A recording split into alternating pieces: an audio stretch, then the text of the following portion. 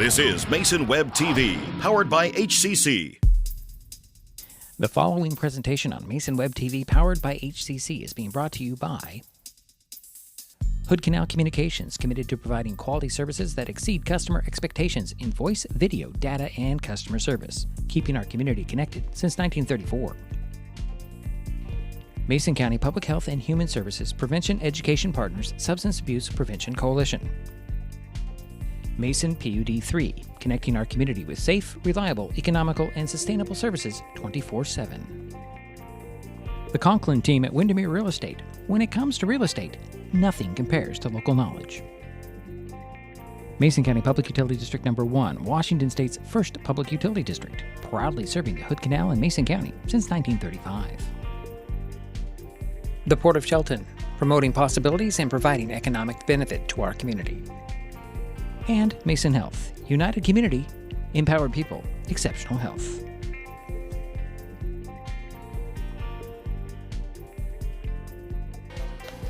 Well, good afternoon and welcome to Highclimber Field on the campus of Shelton High School in Shelton, Washington today. Mason Web TV, powered by HCC, continues coverage of high school spring sports with Evergreen Conference Baseball featuring the Shelton Highclimbers and the Tumwater Thunderbirds. My name is Diedrich Allen, and joining me for this broadcast are Andy Conklin. Hi, Diedrich. Hi, Andy. And Jerry Apple. How you doing, Diedrich and Andy? I'm doing well. Doing quite well. We're here, and it's not raining. Shelton is 9-3 on the season, 4-3 in the conference. The Highclimbers are coming off of Friday's 2-0 win over Black Hills.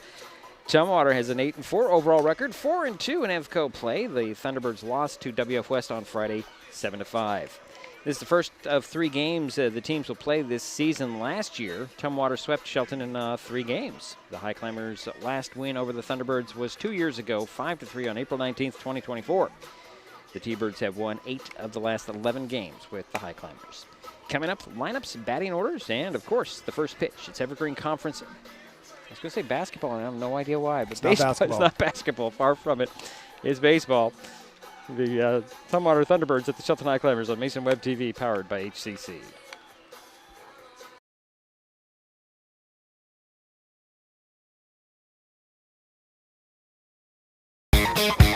Pick your mode, HCC brings the speed. Streaming, working, or chilling, Internet a la mode is fast, reliable internet built for every mode of life. Always smooth and never frozen. New customers get free installation, and referring a friend, that's a double scoop. Both of you get a $50 referral credit. Some restrictions may apply. Hood Canal Communications. Call 360-898-2481 or visit hcc.net. When it comes to real estate, experience matters. For over 40 years, the Conklin team at Windermere has been helping Mason County buy and sell homes with care, dedication, and local expertise. We are Jeff, Andy, Shelby, Chrissy, and Laura, your neighbors, climber sponsors, and friends. Thinking about selling or curious what your home is worth, or maybe you're ready to find the perfect spot to call your own. Simply scan the QR code and drop us a line. We'd love the chance to connect and help make your next chapter a great one. If you're enjoying this broadcast, please give us a like on your favorite social media. Use the handle @MasonWebTV to find us on Facebook, YouTube, Twitch, and Blue Sky Social. Subscribe and follow Mason Web TV so you never miss anything. Also, thank our sponsors who are helping make this broadcast possible. They include Mason County Public Utility District Number 1, Washington State's first public utility district, proudly serving the Hood Canal in Mason County since 1935. Nicotine in vapes can increase feelings of anxiety and depression. Though quitting isn't always easy, it's a great way to care for your mental health. When you're ready to take control of your well-being, choose the Tomorrow Health app. It's free for Washington teens and proven to work. Brought to you by Mason County Public Health and Mason County Substance Abuse Prevention Coalition.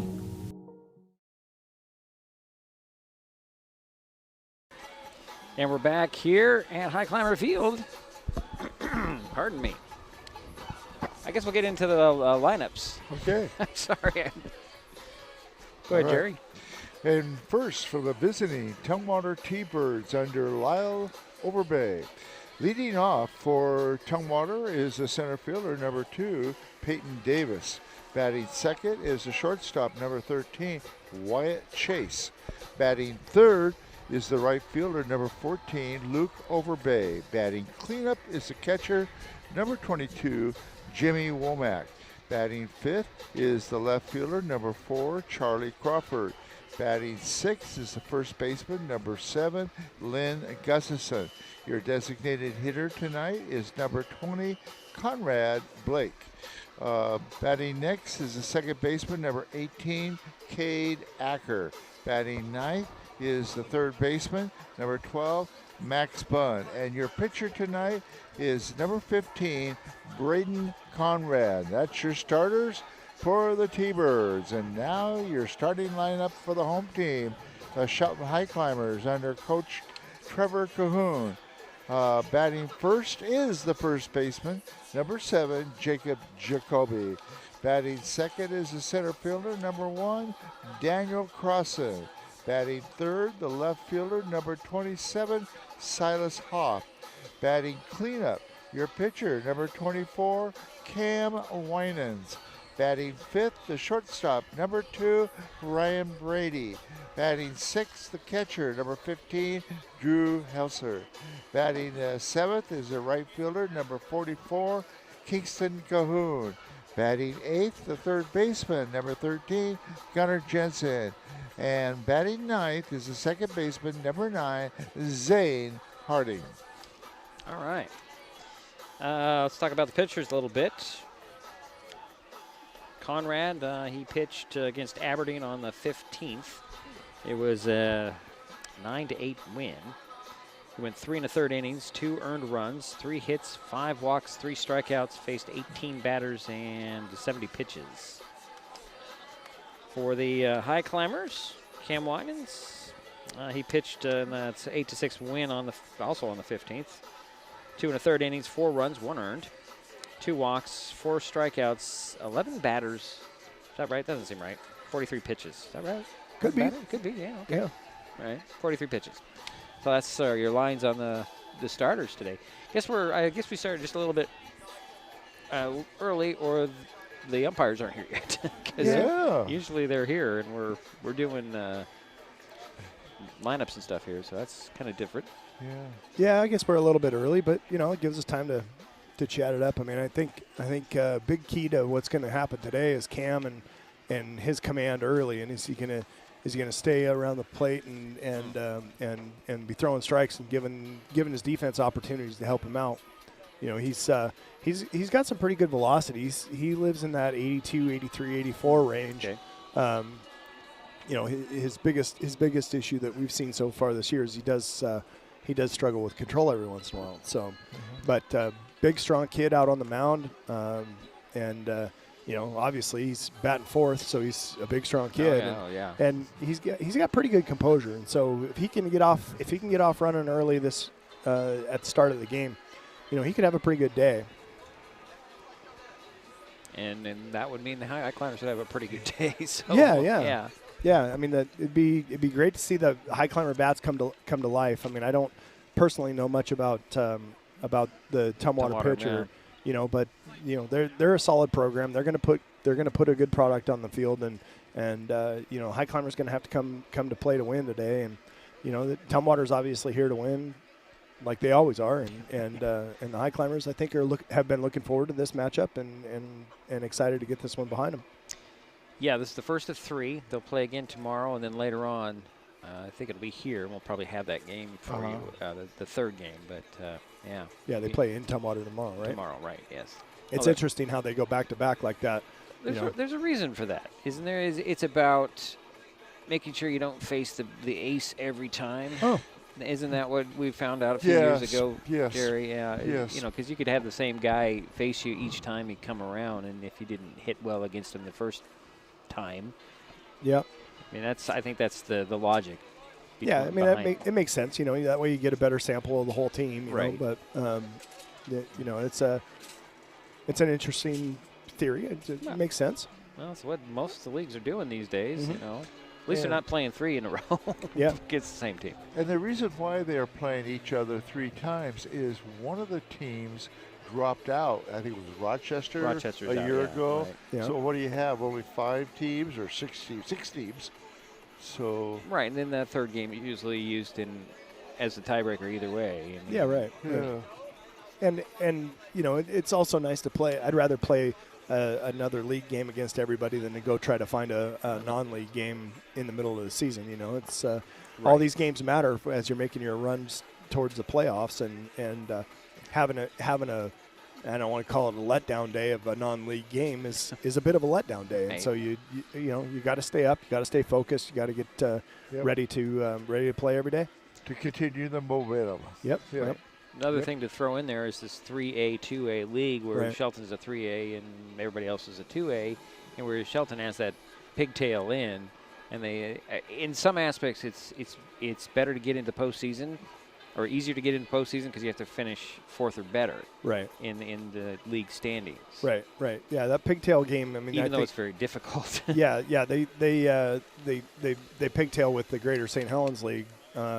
Down south, am I right with that? Yes, yeah, okay. Yes. And then then they have, and I think it flips every year. Not anymore. Not anymore. Okay. Because it used to be you had to do 2 or 3, and then they would do the home and away every other year. But but I was talking to Scott Chamberlain about this, and he says, no, we just want to play. So we said if we finish 4th, we have to just go down there. Yeah, it seems like the last couple of years we've traveled down there. Well, yeah. I mean, there was that rotation, and then they changed it when they last year, I think it was. Yeah. It's really difficult in these multi these 2A, 3A leagues. That it's really difficult. The path to the playoffs isn't clear for the 3A teams playing in a 2A league. And so it's nice that they had the opportunity. Right. If they finish in the top 4. The drawback is it's one and done if you lose. Correct. And Right. that's the drawback. I think the advantage, it cuts down a little bit on the travel. Yes, for sure. I mean, well, it didn't seem so for basketball, Jerry, when we were down in Vancouver and then Kelso with Vancouver and Vancouver. It was not exactly. But yeah, the with the football, Well, no, I'm talking basketball. Basketball too, at the end, in the end, in the playoffs. So, anyways. Yeah, when these leagues when the Highclimbers went back to 3A, it was there was a discussion about if everybody was going to work in these 2A, 3A leagues, or if football was going to go to 3A, and football decided to go to 3A because there was a much clearer path for the playoffs, and they played once a week on Fridays, and that's a lot easier to travel south on a Friday afternoon than it is for basketball, for baseball, for volleyball, for soccer, for all these other teams that play multiple times a week. Having to head south and then get back to school the next day is a lot on the kids, and so they elected to stay in this 2A, 3A league so that they could keep the guys closer to home, keep the athletes closer to home for regular season games. Here's a question for both of you. Now, are they going to be looking every 2 years at the reconfiguration of the 2A, 3A? I believe so. I believe it's a cycle. The reclassification is examined every 2 years. But I doubt it's going to change. It's probably not going to change. I mean, it's.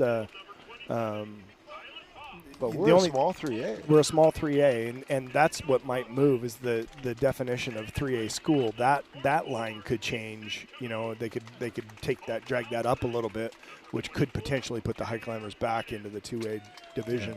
But for now, the Highclimbers are a 3A school, and we got to compete and do the best we can everywhere we go. Yeah. That's right. I know North Mason is on the other side. They're closer to the 1A, right? Yeah. Yeah, that's another story. Another story, but still, it's just. And there's some crazy things that go on in the Olympic League, by the way, because, anyways, we'll be back. We are taking our best shot to strike out hunger in our community. This spring, Mason Web TV, powered by HCC and Hood Canal Communications, are continuing our partnership to raise funds to help families keep their pantries stocked. For every strikeout and run scored during this game, Mason Web TV and Hood Canal Communications will donate funds to an area food bank. Those funds will then be leveraged into bulk purchases at wholesale prices for more nutritious, high-demand items. So join us as we shoot to strike out hunger by donating to one of the following food banks.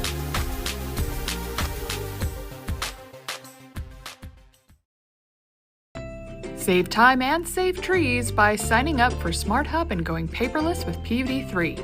It's quick and easy to check your account online or in the Smart Hub app.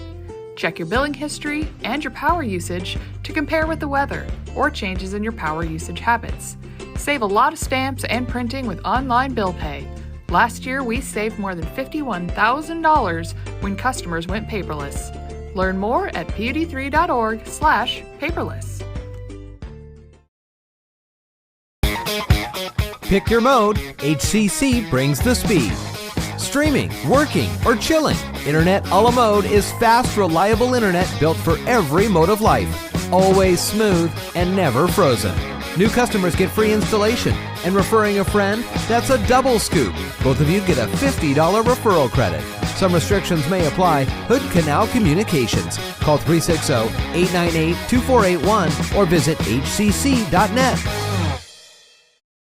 When the time comes for the assistance of real estate professionals, look to the team that has been consistently helping people buy and sell real estate for over 40 years in Mason County.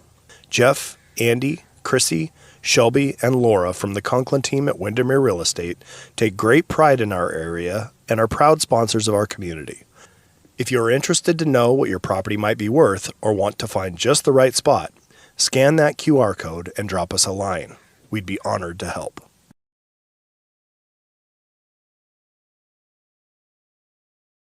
Okay, we're back here at Highclimber Field. I just wanted to finish my thought about the Olympic League. Yeah. You've got a very strange situation with Kingston, where they actually, in football, I think they were cleared to play football at the 1A level. Okay. But they're a 2A school. Interesting. Yeah, and there's some other weird things that go on. We didn't talk about this, but the Bainbridge Island fast pitch team forfeited the season. Wonder what happened there. I have not been able to figure that out or find out, but I just know everything that's on their schedule has been forfeited. Interesting. Wow. Yeah. Huh. That's surprising. I mean, Bainbridge is typically a pretty good place to be an athlete. And so right. Yeah. I wonder what went down there. That's too bad. Oh, go ahead. Game time temperature is 56 degrees. A little cooler than we had yesterday. Yeah. What was it, about 72, I think, to start the game. Yeah, I was warmer than that, I think. Found myself with a little bit of a sunburn on my face last night when I got home. Well, today, now it's rust. We'll have a it's rust. We'll have a cloud burn today. Yeah. Even though you can get burned, you get a sunburn with the clouds out. You know. A little bit you can, but it's exposure. All right. Well, we're ready to play some baseball here. Cam Winans on the mound, warming up. And leading off for Tumwater will be the center fielder, number 2, Peyton Davis. Yeah, Peyton against WF West was 1 for 4 with an RBI. If I hold this in my hand, maybe I'll be doing a lot better job, guys. Then, where's that? All right. But I do have to get my other thing. This is why. All right. Never mind. I'll have to hold this in my hand. Well, if anybody can multitask, you can. Technically, you can never multitask. And women do it so much better. So I'm so told. fairly regularly. Little hot on that pitch. Yep. First pitch is the ball to Thank you. from Cam. Next pitch. Ooh. Ooh. Ooh. Good hitting. Ooh. Yikes. Well, let's hope the control gets going here for Cam. Yeah, he'll settle in here. He's a little jacked up. And Wyatt Chase, the shortstop, number 13, is your second hitter. Yeah, Wyatt was 1 for 3, a walk, a couple of stolen bases, a couple of runs scored, throw over to first. And Davis is back safely.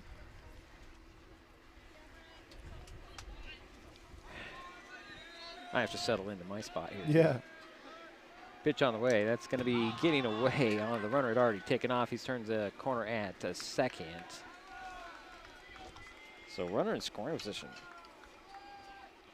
The wild pitch there. yeah, that snuck right past Drew back there. Yeah. Hit by pitch and a wild pitch is a tough way to get started here. Here's pitch on the way. Fastball inside. That's a strike, though. 1-1 in his count. Came in pretty fast, kind of made the sleeve motion. I think it might have taken a little bit. Well, he's hugging. Well, let's see. Well, he's not right at the moment. His Winans will step off. Yeah, he's hugging the plate a little bit. Again, you've got Davis out there at second base, nobody out. Pitch on the way. Fly ball headed over there to left field. Hoff under it for the out. It's a 1 away. Nice play by Silas out there to gather that in, get that first out. Good hard hit ball right at him. Sometimes those can be tough to judge when they come right at you like that, but he was there the whole way. Made a nice catch. And now up is your third hitter, the right fielder, number 14, Luke Overbay. Yeah, Luke was 0 for 2. Did bat in a run, walked, stole a base, and scored a run. Well, how he got on base doesn't say that in my research. Here's pitch on the way. That one bounces in there. Runner's going to go to third, and Davis is standing up safe. And Luke is a multi-sports player. Played a lot of football and basketball. Yep, good athlete all around.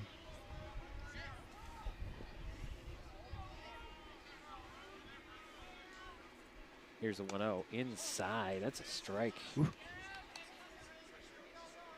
Winans really is getting it in there fast to the inside. Yeah, that's a good place to pitch. Here's a 1-1. Swing and a miss. Ooh. Nice velocity. Ooh. So 1-2, 1 out, 1 on. Runner at third base, Peyton Davis. Just underway here in Shelton. Tumwater at bat. Here's a pitch on the way. Outside. Oh boy, he did. That's 2 outs. And now up is your cleanup hitter, the catcher, number 22, Jimmy Womack. Yeah, Jimmy, 1 for 2, hit by a pitch twice, actually, and scored a run. Pitch on the way. It's going to be another wild pitch, and coming in to score is going to be Davis. So it's 1-0 Tumwater.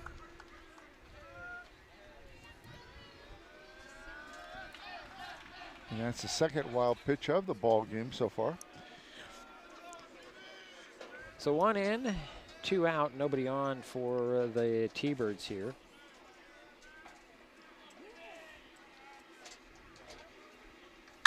Here's a fly ball center field. Crossing under it, and he'll get it, and that'll end the inning, but the T-Birds do get 1.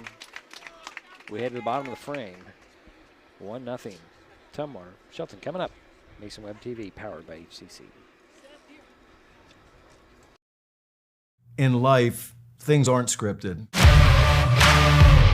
If you're an athlete, we need people like you and translate those skills to officiating.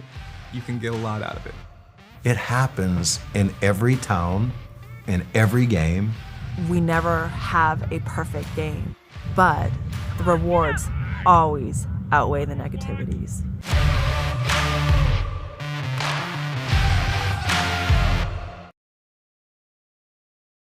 If you're enjoying this broadcast, please give us a like on your favorite social media. Use the handle @MasonWebTV to find us on Facebook, YouTube, Twitch, and Blue Sky Social. Subscribe and follow Mason Web TV so you never miss anything. Also, thank our sponsors who are helping make this broadcast possible. They include Mason Health, United Community, Empowered People, Exceptional Health.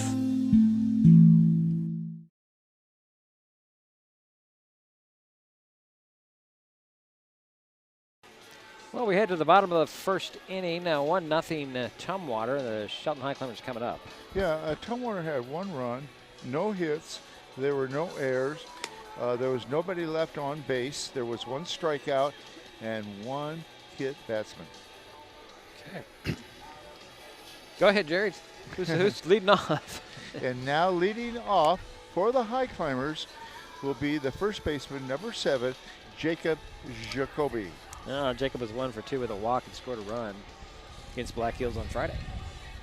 Jacob's been hitting the ball hard in the last few games. He's been finding the middle of it and driving it into gaps, and so we'll see what's going on here. Watching Braden Conrad warm up here, he throws pretty good fastball. You know, he's probably comparable to Cam, and it looks like he's got a a nice little slider and then a little and a harder breaking pitch than that. And so he should be, he's going to try and keep people off balance and not comfortable in the box, and that's the whole key to pitching.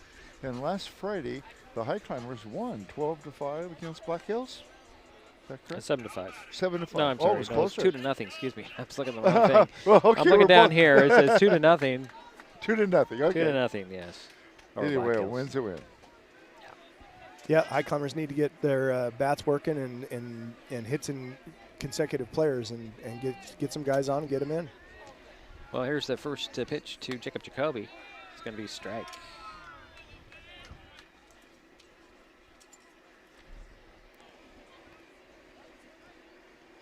First pitch fastball, that was.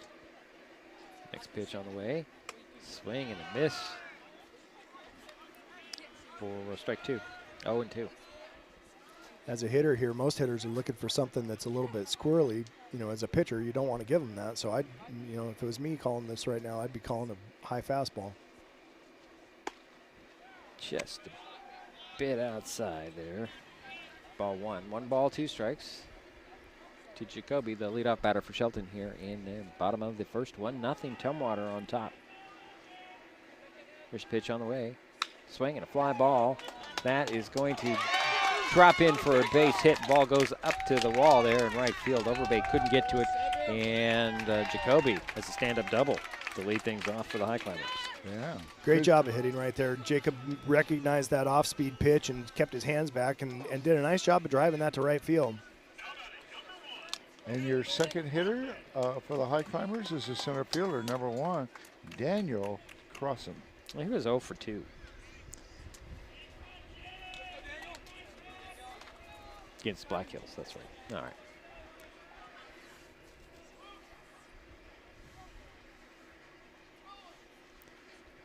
So here's the first pitch to Crossan. It's going to be a strike. That looked really high. It came down to the strike zone, though. It's broken to the top of the zone, I guess. Again, Jacoby's at second base.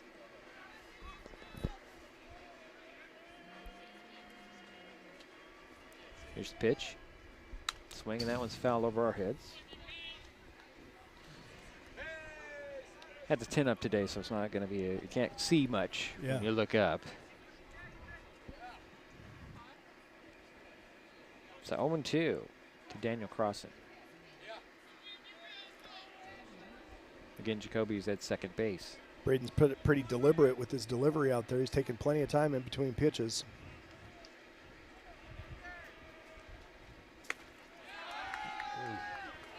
That's ball 1. That looks like a really good pitch. Yeah, it looked like it broke off the outside half there. And you never know, though. Nope. I mean, tough angle for us to see exactly where that corner of the plate is. But yeah, if I set up in the middle of it over there, I think people would get a little mad at us. yeah. Here's a 1-2. One's fouled high off the screen. Good job by Daniel fighting that pitch off. Count remains 1 ball, 2 strikes. Nobody out, 1 on. Jacob Jacoby over at first base, or second base, first base. What am I thinking? For second base. I don't know what I'm thinking today. Taking his time getting it Yeah, signed. he certainly is.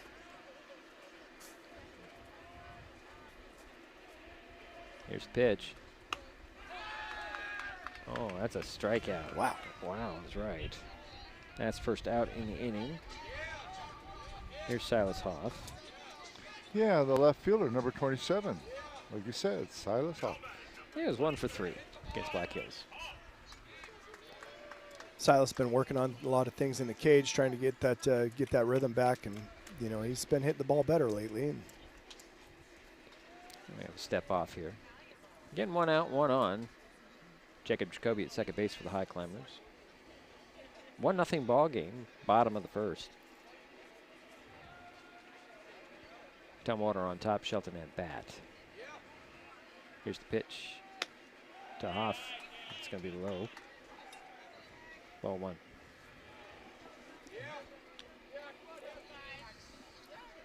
Silas gets ahead early in the count.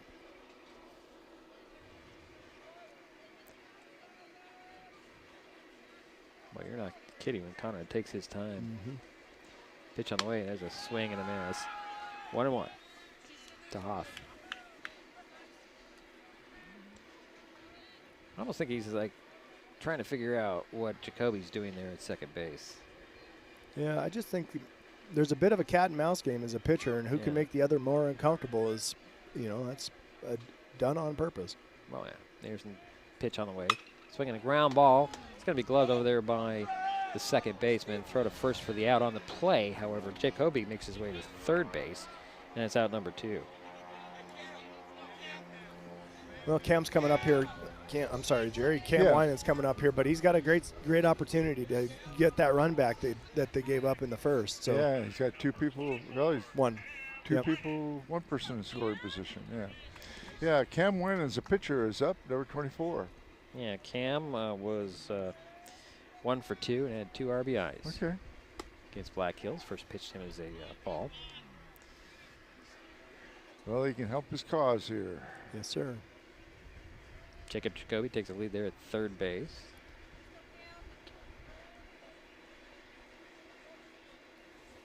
Here's pitch to the plate. Low and away. It's an oddly quiet crowd right now. It's interesting. Is it tense or? Well, we're under a tent. Well, we're under 10. I don't know. Can hear the pool pump going. Yep. Always. Here's the 2-0. Swing and a fly ball's headed over the top of the mini dome. So that's strike 1. Still want to know what it sounds like when it hits the top of the mini dome. Yeah. I've never heard it. I've never heard it. I've always been out here. You've always for been, yeah. Well, they don't play baseball when we're in there for basketball. True so. enough. So it's 2-1 the count. Here's the pitch on the way. Ooh. It's going to be ball 3. Cam Winans is at bat. Ahead in the count. 3 balls, 1 strike, 2 out, 1 on. Jacob Jacoby at third base. There's a pitch on the way. Ground ball, little chopper up the first base line. And they're going to get Winans at the bag.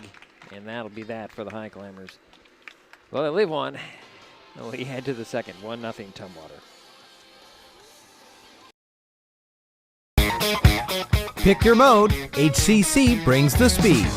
Streaming, working, or chilling, Internet a la mode is fast, reliable internet built for every mode of life. Always smooth and never frozen.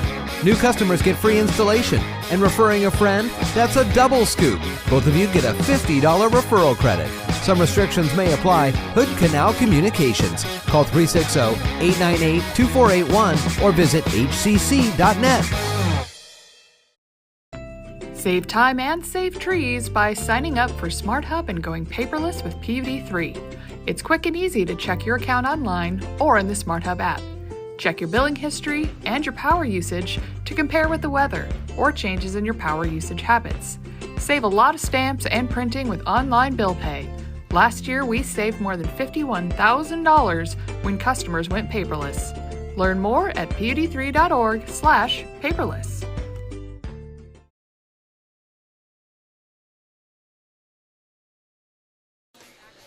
Well, second inning now. Yeah, the Highclimbers had no runs. They had 1 hit, a double. There was no errors, 1 left on base. Okay, Jerry. And leading off for the T-Birds here in the top of the second will be Charlie Crawford, the left fielder, number 4. Well, Charlie is 1 for 3 with 2 RBIs and a walk. Oh, I said that wrong. It's not RBIs, it's RBI. RBI. Can't do runs batted ins. RSBI. Oh, I know somebody who's going to give me a bad time about that. Oh, well. It was always RBIs until about 10 years ago, and then it switched. First pitch on the way. He's going to be a strike. I was just thinking about a certain program director that I had in the past. Oh. He was a stickler on things like that. The pop-up out of play over everybody's head. Crawford behind here. 0-2. Yep, good job by Cam getting ahead here. It's just proper English we're talking about, that's all. Yes. Pitch on the way. Ooh, just missed ball one. Wow. A little outside. Like a really good location, though. Yeah, it's a good 0-2 pitch. You know, he doesn't, if he makes contact with that, he's likely going to just kind of hit it off the end of the bat. Here's a 1-2. Swing and a ground ball up the third baseline. Glove there by Jensen. Throw across. And they didn't quite get it because the ball popped out of the glove of Jacoby. So 1 on for. So an E3 there. That's E5. It was in the dirt. Okay, gotcha. That makes sense. Oh, you guys are purists. I'll go with that. Yeah, first basemen get bailed out a lot on errors that if it's not a perfect throw over there. Well, ball throw over to first gives away. And so Crawford's going to head to second base. And that's going to be E1. Yeah.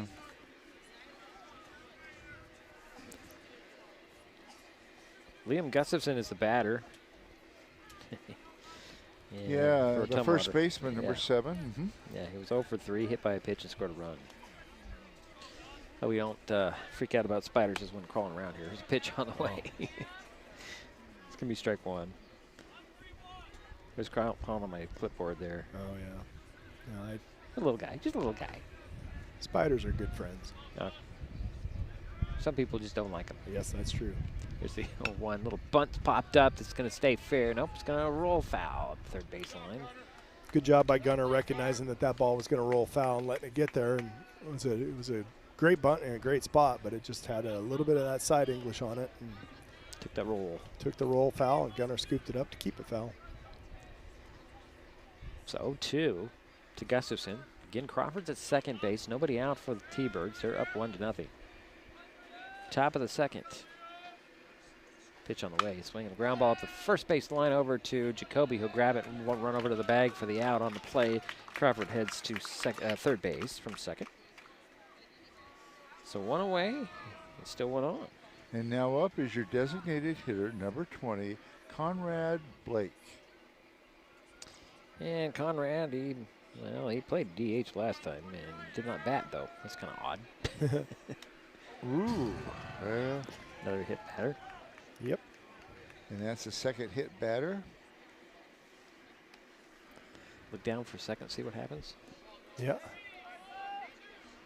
So runners to the corners. And now up is number 18, the second baseman, Cade Acker. And Cade's 1 for 3 with a walk against WF West on Friday. Here's a pitch on the way, swinging it, popped it up, out of play behind her heads. It's 0-1. Again, Blake's at first, Crawford at third for the T-Birds. They're up 1-0, 1 out. Acker will step in and wait for the next pitch. He missed on the bunt attempt. Wow. Boy.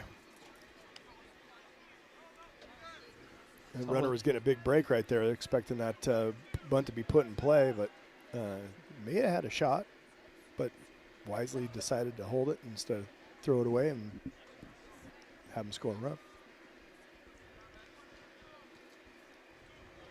So, and I have told 2, right? That's what I had, yeah. Okay, 0-2, pitch on the way. Outside, and he missed that wild pitch. Runner's going to come in to score, and makes it 2-0 as Crawford came in to score on the play. Blake ends up at second. 2 outs. 2 outs. Oh, they're going to call out the. Yeah, he waved at that. Right. You know, there was two strikes. Okay. If he doesn't put that ball in play with 2 strikes in the bunt attempt, he's going to be out regardless. But he didn't make contact. So. All right, glad to explain that to me. So runner at second base. That was ruled as a strikeout. Okay. Strikeout, wild pitch. Yeah. Max Bunn is the batter. And he took strike 1. Here's the next one. He'll swing at a low one. It's going to go right into the hand of Harding. Harding gloves it, throws to first for the out there, and that'll end the inning for the T-Birds. But they do get 1. They leave 1. They lead 2-0. Highclimbers coming up on Mason Web TV, powered by HCC. When it comes to real estate, experience matters. For over 40 years, the Conklin team at Windermere has been helping Mason County buy and sell homes with care, dedication, and local expertise. We are Jeff, Andy, Shelby, Chrissy, and Laura, your neighbors, climber sponsors, and friends. Thinking about selling or curious what your home is worth, or maybe you're ready to find the perfect spot to call your own. Simply scan the QR code and drop us a line. We'd love the chance to connect and help make your next chapter a great one.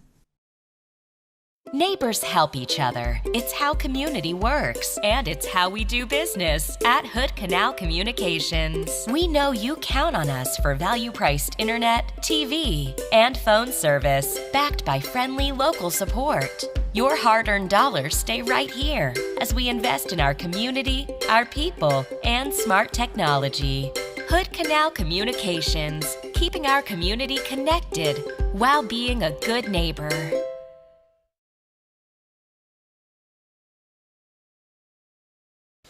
And we're back here for the bottom of the second inning. 2-0, Tumwater Shelton coming up. Yes. One run was scored by the T-Birds. There was no hits. There was 2 errors, and there was 1 left on base. Well, I'm just looking at the crowd that's over there on the third baseline. That's kind of nice crowd. Filled up a little bit, yeah. And leading off will be the shortstop, number 2, Orion Brady. He was 0 for 2 against Black Hills. Yeah, the wild pitches have hurt. Yep. The 3 so far. So Brady steps in, waits for first pitch from Conrad. Maybe a strike. That pitch was a little harder than what we saw out of him last inning.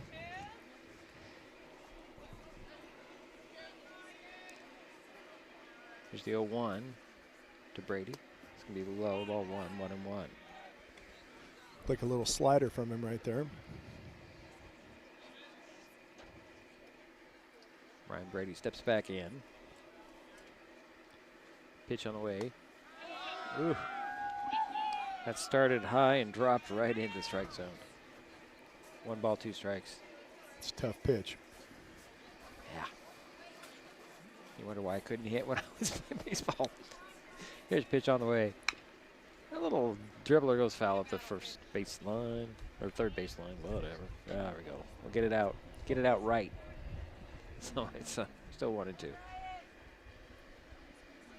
Brady will step back in.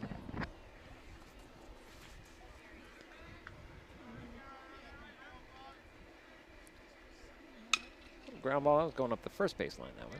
Good job fighting it off. Still 1-2. Extend the at bat. Try to capitalize on a mistake by the pitcher when it comes, but you got to fight your way through his stuff to start with. Here's the 1-2. That's going to be high. Ball 2. 2-2. Ryan's choked up on the bat, like he's just trying to make good contact with something, and it's a good approach. It's a fly ball, left field. Crawford reaches over his head and grabs it, and that's going to be an out.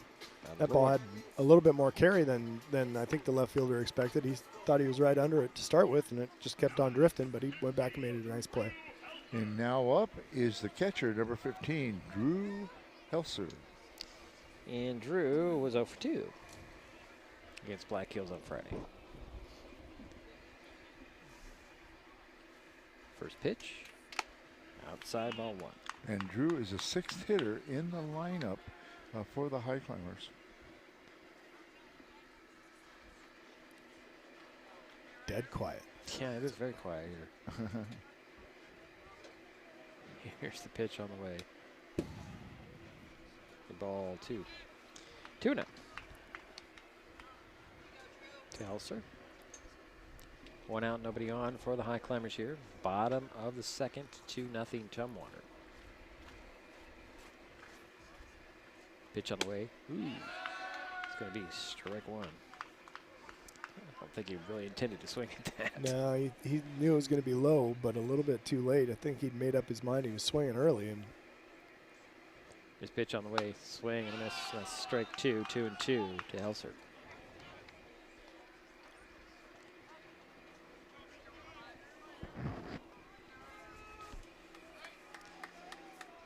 Pitch on the way.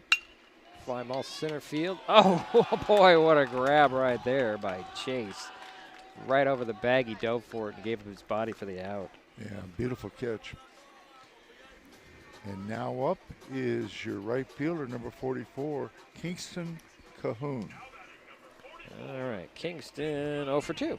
Seems to be a theme from last Friday.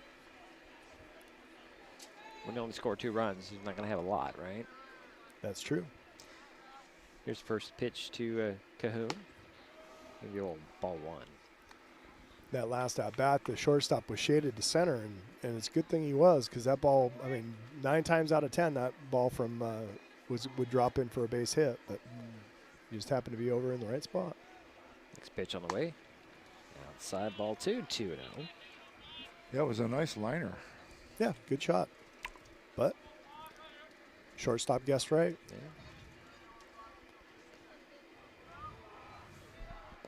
Next pitch on the way. It's going to be a strike just at the knees. 2-1. Knew that was coming, didn't you? Oh, yeah. You knew he was going to throw a hard low one, but looked to me like it might have been too low, but not my decision. That's true. Pitch on the way. Strike 2 called. 2-2. To Kingston Cahoon.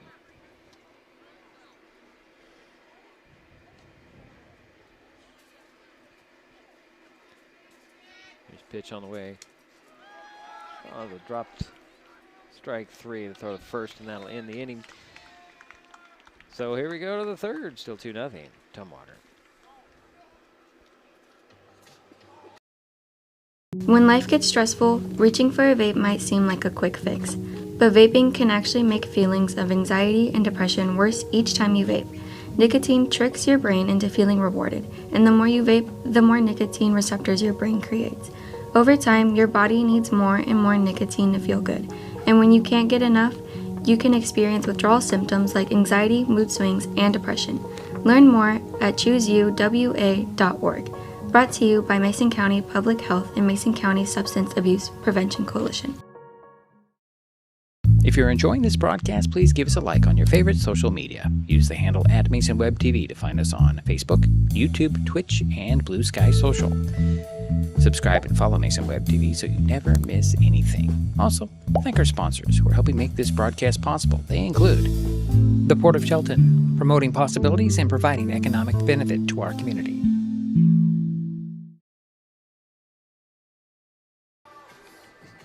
So we head to the third inning. Go ahead, Jerry. In the bottom of the second, the Highclimbers had no runs, no hits, there was no errors committed, and nobody left on base.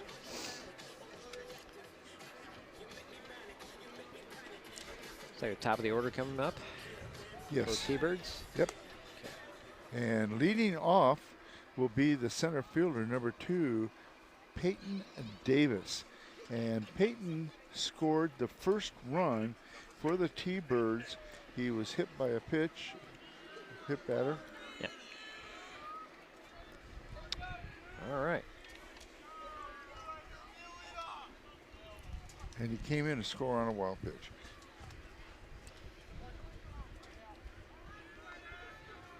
There's the first pitch from Cam Winans. Swing and a miss.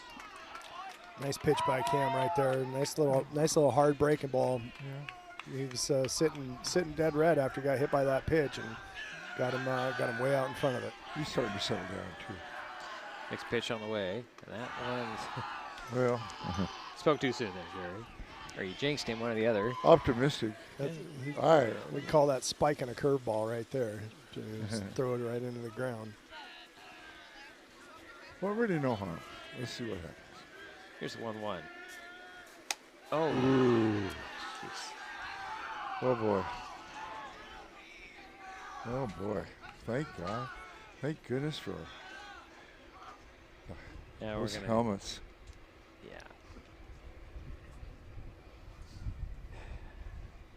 That's a tough sound. Yeah. Yes, it is. He looks like he's okay. Hit over to first base. Yeah, and next up for the T-Birds is the shortstop, number 13, Wyatt Chase, and he flew out to left field back in the first. Yeah, they're going to give Peyton all the time he needs to get himself together out there and make sure he's good, clean, ready to go. And try to calm down the pitcher too a little bit. Yep. Nobody went to talk to Cam though. You're going to throw over to first. And Davis is back safely.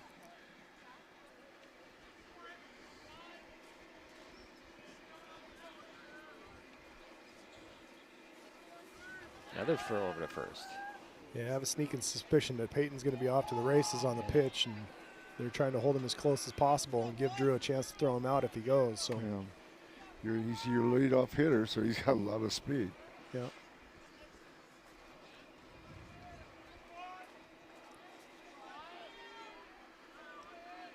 He did go. Throw to second. And ball gets out there into shallow center field. But Davis is safe a second. Yeah, give Peyton Davis a steal on that. Second stolen base of the game. And that pitch was a ball, by the way. Oh, yeah. I'm going to do that too. Yeah. I looked up, it's like, oh, yeah, there was a pitch to play, wasn't there? Okay, Wyatt Chase stepping back in. Runner at second for the T-Birds. Pitch on the way. Davis goes to third. No throw.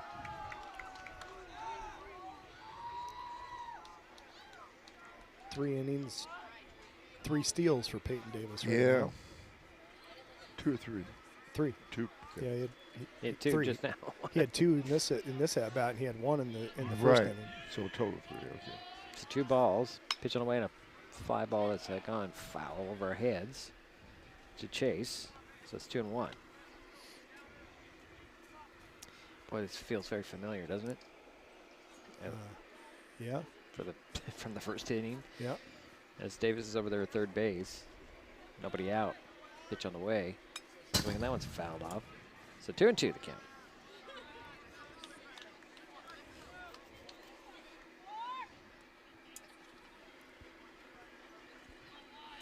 Good time for a strikeout right here for Cam.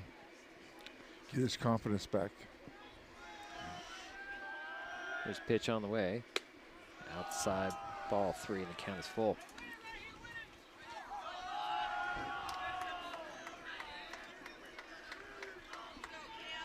So again, Peyton Davis is at third base. The batter is Wyatt Chase, and he's got a full count. Nobody out for the T-Birds. Pitch on the way.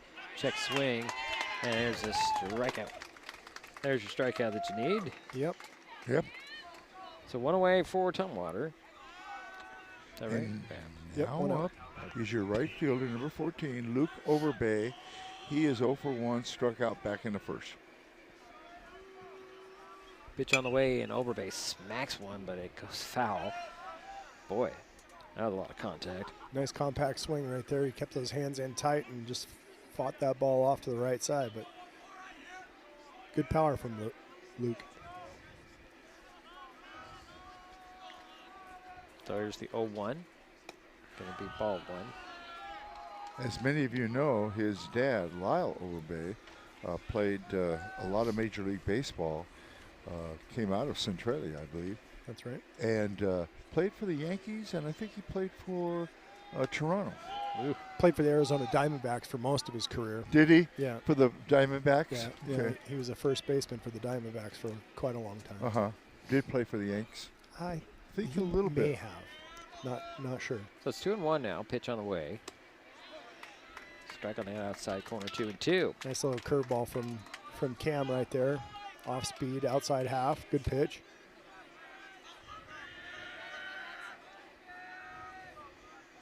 Pitch on the way.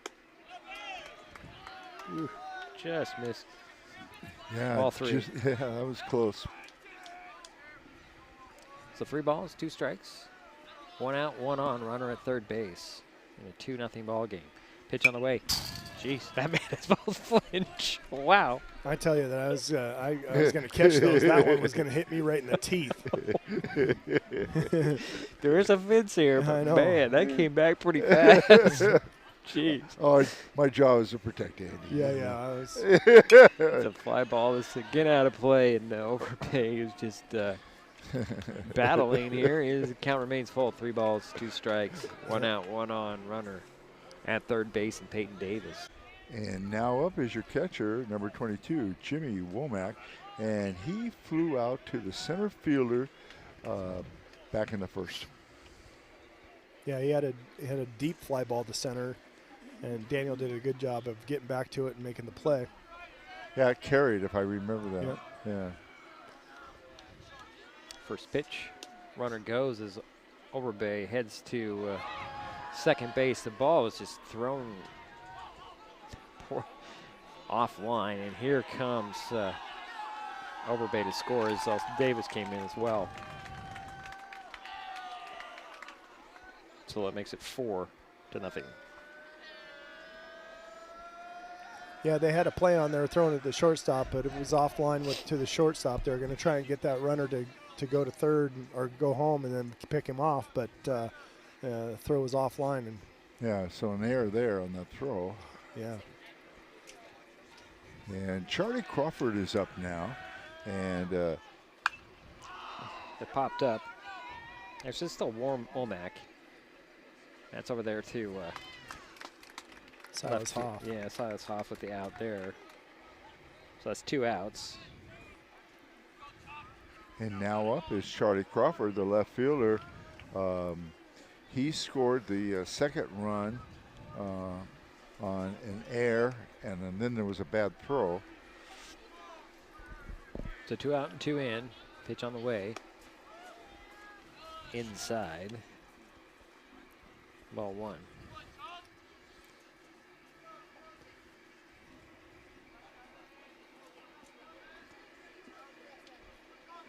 Here's the next pitch. That one's popped up high over our heads out of play. 1-1 the count to Crawford.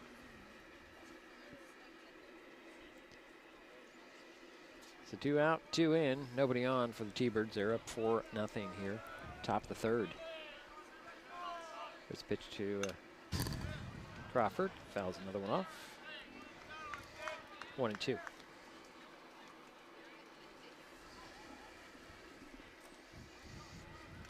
Good opportunity for Cam to get out of this. Yeah, because he's ahead in the count, and that's good. Next pitch on the way. Swing. That one's popped up. Ooh. High pop fly. And just up against the fence is Hoff for the final out of the inning. Well, the T-Birds add 2. They're now up 4-0. Highclimbers coming up. There's so many great things about life in Mason County, and Hood Canal Communications is proud to be one more. Headquartered in Union, we offer the speed and reliability your family needs, backed by hometown service and support. Whether you need to just check email or power all those Wi-Fi devices around your home, HCC has the right package for you. Stop by one of our friendly offices, call, or visit hcc.net to learn more. Hood Canal Communications, keeping our community connected. When the time comes for the assistance of real estate professionals, look to the team that has been consistently helping people buy and sell real estate for over 40 years in Mason County. Jeff, Andy, Chrissy, Shelby, and Laura from the Conklin team at Windermere Real Estate take great pride in our area and are proud sponsors of our community. If you are interested to know what your property might be worth or want to find just the right spot, scan that QR code and drop us a line. We'd be honored to help.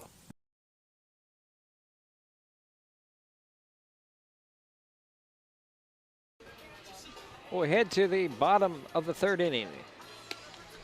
Well, what's interesting, Tumwater got 2 runs, but they didn't get any hits. And there was 2 errors committed by the Highclimbers. There was nobody left on base. What's interesting is Tumwater's had 3 steals. They've had 3 players hit by pitch, and there's been 3 wild pitches. Yep. So these are those are tough when you give people free passes and then follow it up with errors and letting them advance on pitches. It's that's not a good recipe. No, it's not. It's not. So here's Gunnar Jensen to lead things off for the Highclimbers. And Gunnar is the third baseman for the Highclimbers, and he is the 8th hitter in the lineup. First pitch is a ball. For some reason, I have nothing on him. Let's see here. Oh, no, that's Michael Carlson. No, I have nothing on him as at bats. It's interesting. Next pitch outside, 2-0. He started the game against Black Hills as the pitcher and threw a few innings and did a nice job. Yeah. That's all I have is the pitching. Yeah. Did not bat. Pitch on the way.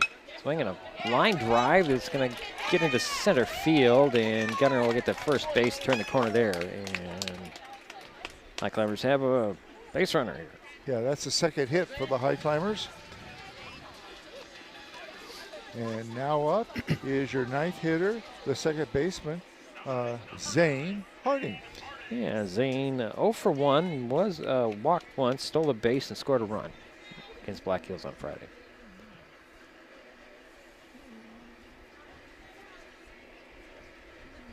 One on, nobody out, pitch on the way. Shows bunt, does Harding. Be picked up there by Conrad. Throw to first for the out. On the play, Jensen makes his way to second. It's a sacrifice bunt, so it doesn't count against his. Doesn't count against his average. Nice, well-executed bunt, moving the runner over into scoring position. Yep. And now up is your leadoff hitter, number 7, the first baseman, Jacob Jacoby. And Jacob led off the game with a double. Yep. Good time for a good hit from Jacob again. He's been seeing the ball pretty well lately. So 1 out, 1 on. Gunnar Jensen to second base. Jacoby waits for first pitch from Conrad. Here it comes. Swing and a hit to center field. That is high. That's going to drop hit to the fence.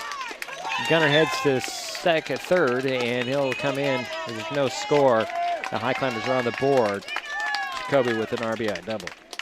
Great piece of hitting by Jacob right there. That ball was on the outside half, and he just let that ball travel a bit, got it deep in the zone, and hit a hard shot into the gap in left center. And Gunnar Jensen scoring the first run for the Highclimbers. And now up is number 1, the center fielder, Daniel Cross, and he's 0 for 1. So still 1 out, 1 in, 1 on. Runner at second base is Jacob Jacoby. As Crossan waits for first pitch from Conrad.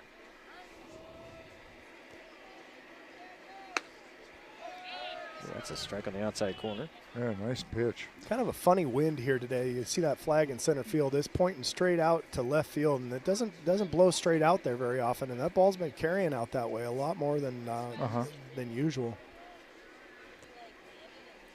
Yeah, it's definitely blowing out. Here's the 0-1. Swinging that one, hit the pole right in front of us. Wow. 0-2. I didn't see any reaction. For me? Yeah. It came in pretty fast. If there was a pole there, it would have. Wasn't in my face that time, though. So it's no balls, 2 strikes to Daniel Crossan. Again, Jacob Jacoby at the second base. 1 run is in for the Highclimbers. It's 4-1. Did come in, didn't it? Yeah, it did. Jacoby gets back to the bag. No throw to second base. Yeah, just keeping him honest out there.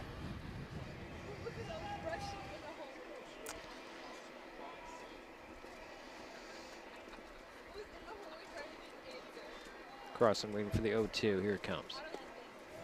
It's going to be low. Ball 1, 1-2.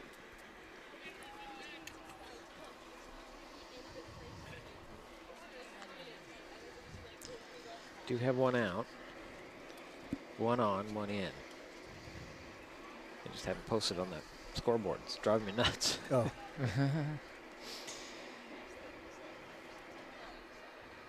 Pitch on the way, swing and a miss. And that's out number 2 for the Highclimbers. And now up is number 27, the left fielder, Silas Hoff, and he grounded out to the shortstop back in the first. Pardon me, guys.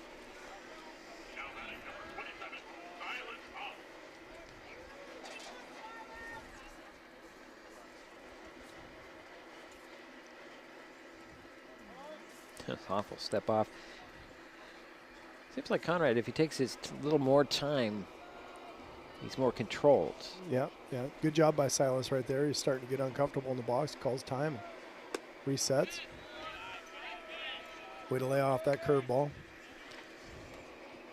I'm not sure what this home plate umpire is doing. It's ball 1.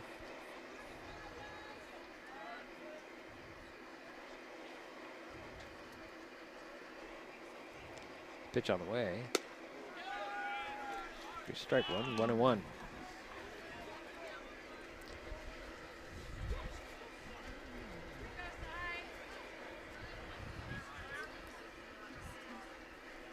Silas does a good job covering the plate. Be nice to see him get into one right here too.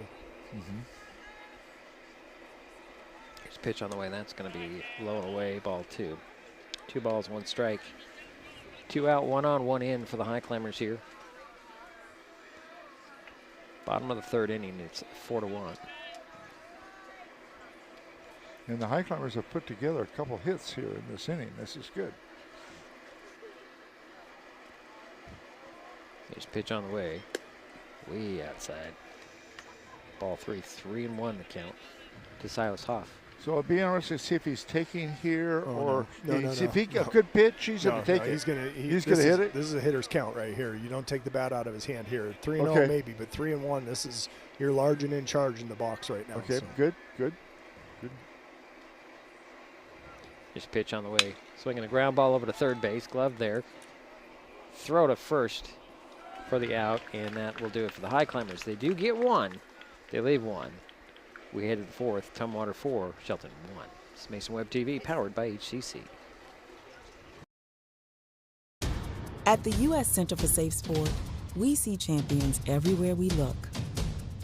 In every sport, on every court, we're building a foundation to ensure all athletes are safe, supported, and strengthened. At the U.S. Center for Safe Sport, ending abuse is not just our job. It's our promise.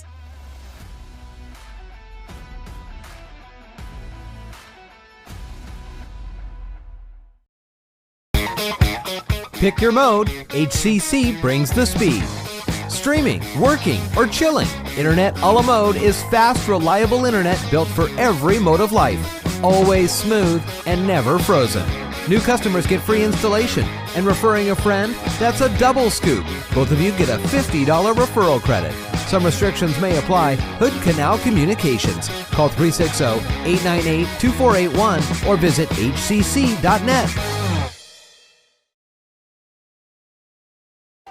So we head to the 4th inning of play. It's 4-1. Okay, the Highclimbers had 1 run on 2 hits, a single and a double. There was no errors, 1 left on base. And Jacob Jacoby is probably saying, you know what, bring me in. He's been on second there twice. He's doing his job. And leading off for Tumwater here in the top of the 4th is the first baseman, number 7, Lynn Gustafson. And Lynn lined out to the first baseman. It's Liam, Jerry. L-I-A-M, Liam. Liam. Yeah. Liam Gustafson. Yep. First pitch to him is low for ball 1. You know that I have a nephew named Liam. And technically it was named after my grandfather, William. So swinging a ground ball over to first base. Nice play by Jacoby. He'll beat out the runner to first for out number 1. Yeah, nice play there. Good hustle by Jacob Jacoby. And now up is your designated hitter, and this is Conrad Blake, number 20. He was hit by a pitch back in the 2nd.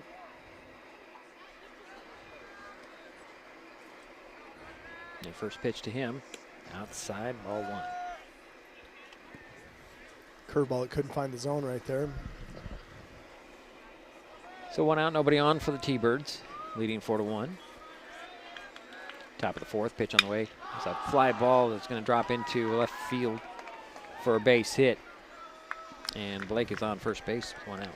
And now up is number 18, the second baseman, Cade Acker. Cade struck out back in the 2nd inning. That was a good hard hit to left right there, just right on the button. 1 hopper to left fielder. There's no doubter. So Acker will step in, wait for first pitch from Winans. Throw to first, however. Ooh. Yeah, that was a big lead at first. I saw that. It was a good move by Cam. Almost got him. I believe, though, there was a wild pitch there when Cade was up. And that advanced someone. Here's a pitch on the way, swinging a fly ball foul. It's 0-1 to Acker.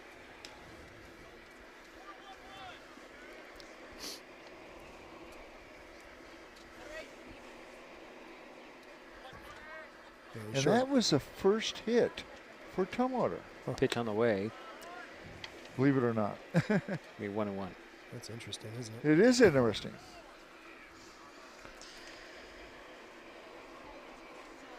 Yeah, I had to look at that twice. I said, what? Next pitch on the way. There's a strike. Go. Strike 2. 1-2. To Acker. Nice job on hitting that outside corner. Good velocity. Great location right there. Again, Blake takes the lead at first base. Shortened that lead up drastically after that move by Cam. Here's a pitch on the way. Swinging a fly ball. Left field, high, deep. Hoff under it. Had to step in, and he got it. Good concentration out there. Yeah, he did what you're supposed to do. You get out deeper than the ball, and you come back to it. But he didn't have much room to go deeper. He's going to the fence there pretty quick. He didn't. And he slipped too, so you got to give him some credit for keeping the ball in his glove. Now up is number 12, the third baseman, Max Bunn. And Max is 0 for 1, grounded out to the second baseman. With a throw over to first. And Blake is back safely. 2 out, 1 on. Pitch on the way. Runner goes, throw to second. A little too high. But Blake makes it to second base. And give a steal for Conrad Blake. The pitch was a strike.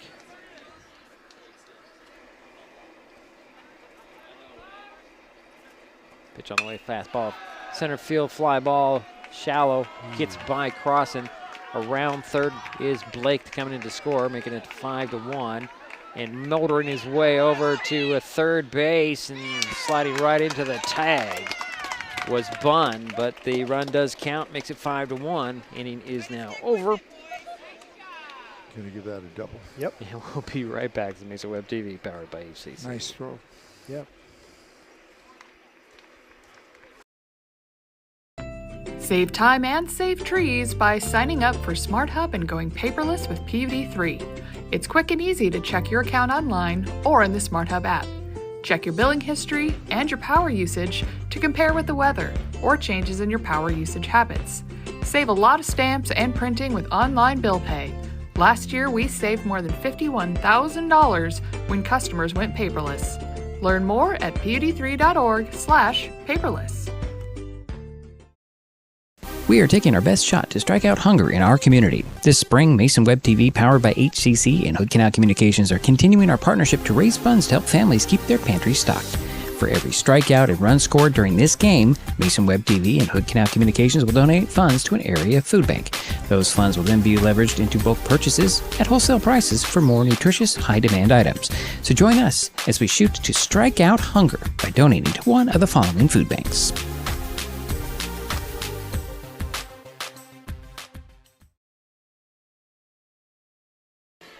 And we head to the bottom of the fourth.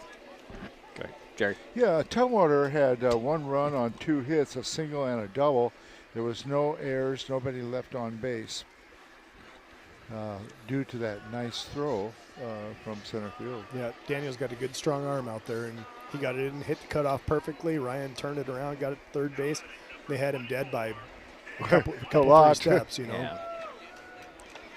And now leading off for the Highclimbers here in the bottom of the 4th is Cam Winans. And he lined out to the first baseman back in the 1st. First pitch to Winans is high and away, ball 1. Whose phone's going off? It's not mine. Pitch on the way. Strike down the middle of the plate. 1-1.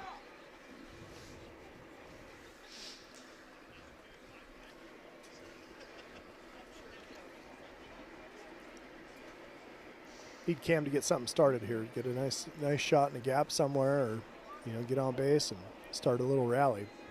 Pitch on the way. Swing and fouled off. 1-2.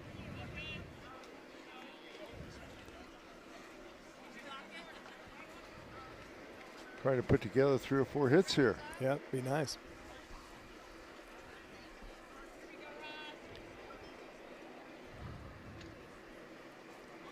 Conrad back to taking his time. Pitch on the way, swinging the ground ball right back to the pitcher, Conrad. He'll underhand it over to first base. And Gustafson records the out, and that's out number 1 for the Highclimbers. And now up is your shortstop, number 2, Ryan Brady. He flew out to the left fielder back in the 2nd inning.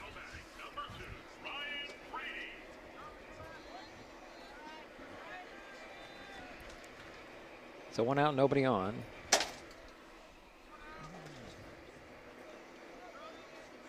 Here's pitch on the way. Strike on the outside corner. Nice little slider, late breaking, sharp breaking pitch right there, and Ryan was taking the whole way. And leaving a pretty big gap in that left field, but I can see why. Yeah, I mean, they got that hard throwing pitcher out there. It's, I don't know. There's room out there. Nice pitch was a ball, so 1-1 is the count. Here's next pitch on the way. Strike 2 called.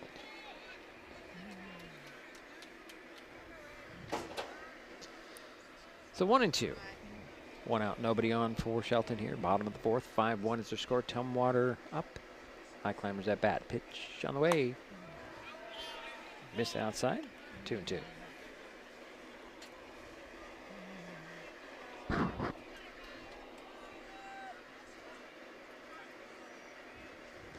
Next pitch on the way. Swing and foul off the screen. Remains 2-2. Good job by Ryan staying alive.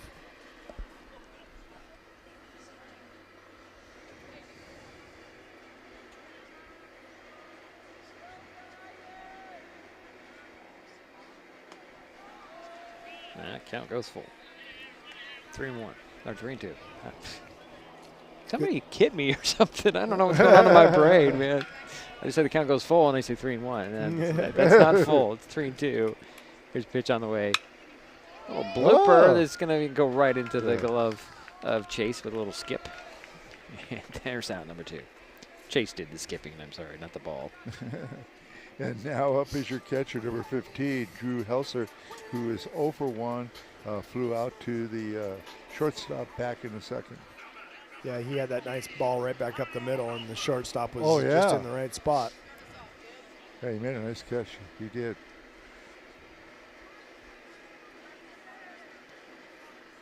Yeah, he robbed him of a hit, that's for sure. First pitch fastball, hit that outside corner. And you can tell it's a fastball because it comes in fast. Yeah, yeah. So 1 to Helser. 2 out, nobody on. Pitch on the way. Swing and a miss. Strike 2. Nice breaking ball right there by Conrad. He had Drew way out in front. Look for a high, hard one here. Oh, just hit that. And that'll do it for the Highclimbers here in the 4th, we head to the 5th. It's still 5-1 Tumwater.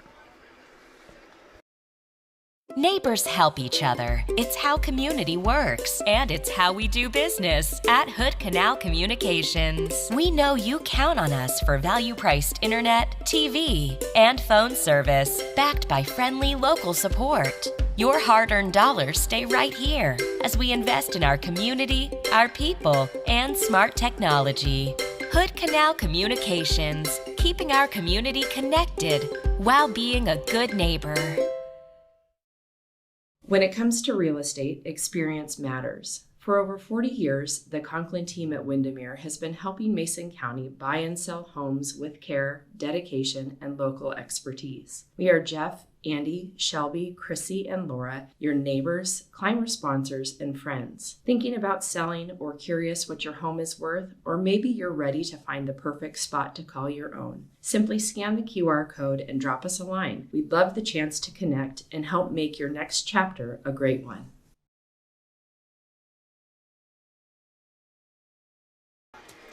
So we head to the 5th, 5-1. Yeah, and the Highclimbers had no runs on no hits. There was no errors, nobody left on. Braden Conrad has not thrown a walk, but does have 4 strikeouts. All right, new pitcher for the Highclimbers is Mason Eller. He last pitched in the on the 15th in the 17-5 win over Centralia, at Centralia. 3 innings, 1 run, 2 hits, a walk, 4 strikeouts, faced 12 batters and threw 46 pitches. Can I say anything else? Well, I can. Mason's he's not an overpowering fastball guy, but he likes to mix it up a bunch. He sort of reminds me of the old Jamie Moyer days, where he's going to keep you off balance with a bunch of off-speed stuff. And a lot of these guys they don't train on a pitcher that mixes it up a lot, so he can come in and be pretty effective after a hard-throwing guy come out there. He's also a lefty, so they're getting a new look from a different arm angle, and we'll see if he can keep him off balance. And leading off is the center fielder, number 2, Peyton Davis. And Peyton has scored twice. Has several steals, 3 steals, matter of fact, and has been hit by a pitch twice. Interesting. Yep. So a couple other changes is that first pitch was a strike. Brody DePoe is a catcher now. Winans is at first base. Jacoby's at center field. That's about all I can tell you. Everything else. Oh, wait a minute. There's a swing and a miss. It's 1-2, right? 0-2, 1-2. 1-2. Well, Diedrich, nice job of keeping track of all that. Well, I see a different number behind home plate. Makes me look at the rest of the team. Yeah.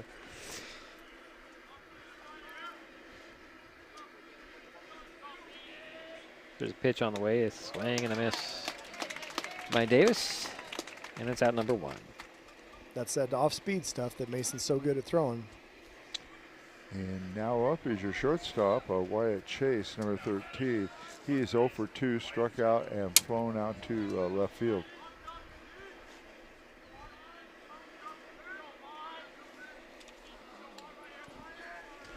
Shows bunt, misses.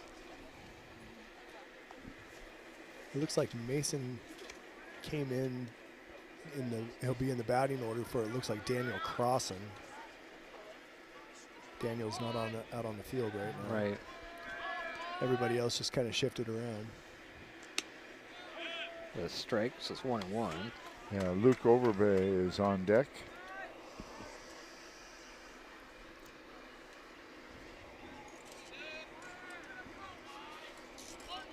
There's a pitch on the way. Outside. Ball 2-1. 1 out, nobody on for Tumwater here. They're on top 5-1. Top of the 5th. Pitch on the way. Swinging a ground ball right over to third base. Gunnar Jensen with it. Throws it across to Winans, and that's the out number 2. Gunnar did a nice job of fielding that cleanly and then taking his time, crow hopping, getting his gather steps, and fired a nice shot across the infield, right to the middle of Cam's chest. And now up is Luke Overbay, the right fielder.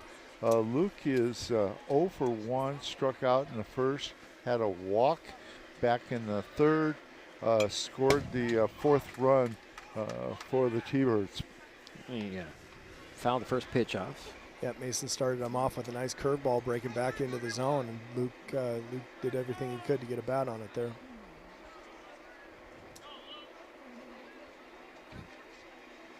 Next pitch on the way. Ooh. That was like a good pitch, but it's ball 1-1-1. Yep, good spot. Low just missed out of the bottom of the zone, but it was a good pitch. Here's a 1-1. There's a strike. That was a nice pitch. So 1-2 to Overbay. Is that a breaking ball? Oh yeah, curveball.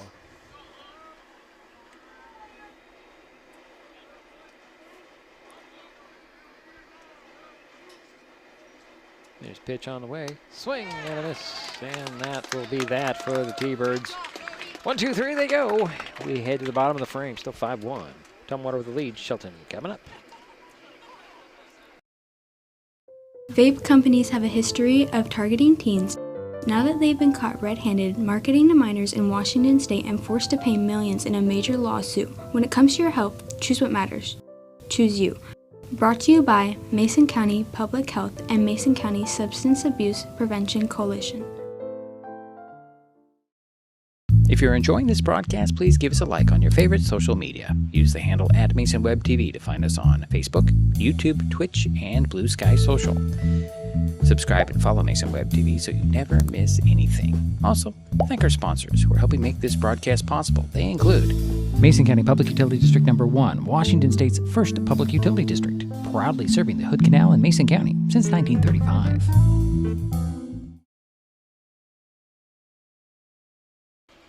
So we head to the bottom of the fifth inning. Still Tumwater 5, Shelton 1. Yeah, Tumwater had no runs, no hits. There was no errors. Nobody left on base. And Mason Eller had 2 strikeouts. Like you said, yep. Andy, not throwing fast, but doesn't have to. Yeah, he's more of a finesse guy for sure. And, you know, he was around the strike zone and did a good job changing speeds. I mean, he doesn't have that overpowering fastball, but when he goes curveball, that fastball looks a little bit harder, and it's tough to catch up to. Good.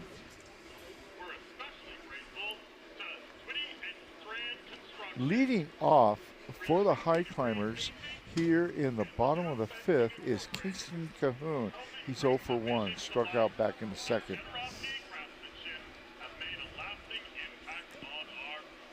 Yeah, I'm just trying to listen to what was being announced here. Yeah. Yeah, Twitty and Strand Construction, they built this clubhouse for the Highclimbers. They did it as a part of their senior project. Okay. And then they went on to college, graduated from school.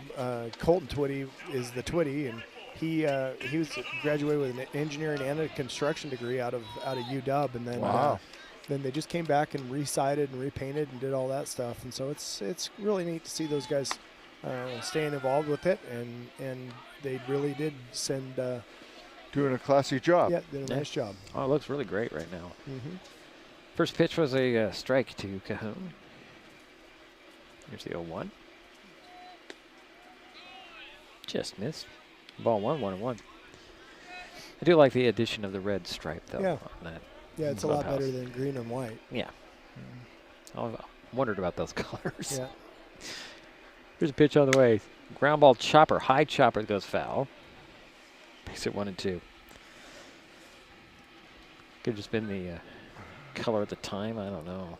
That's the field. The dugouts are typically painted green, you know, and so I think there was some method behind that. But I agree. I like the black and with the red stripe. It's nice looking. Nice facilities. Should be proud. 1-2 the count to Kingston Cahoon, leading off for the Highclimbers here in the fifth. Low ball 2-2. You look at throughout the school district, there's been a lot of nice improvements. Oh yeah, for sure. I thank the voters for that too. Yes. Yeah, exactly. Pitch on the way, swing, and it'll be a foul. Yeah, brings a lot of pride. It does.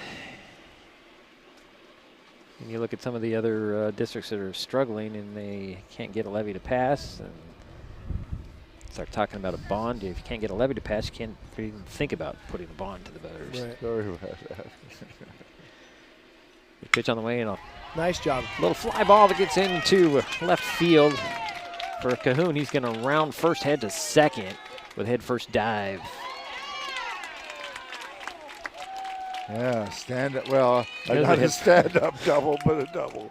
Okay. Yeah, nice job of hitting by Kingston right there. There was a low outside pitch, and he went down, he drove it down that left field line, and it had the right kind of English on it, and it was squirting away from that left fielder. So he was thinking two the whole way, and he went in there and it was well done. Now up is Gunnar Jensen, and Gunnar is 1 for 1, has a single, and scored the lone run for the Highclimbers. So 1 on and nobody out. Pitch on the way to Jensen's a little high, ball 1.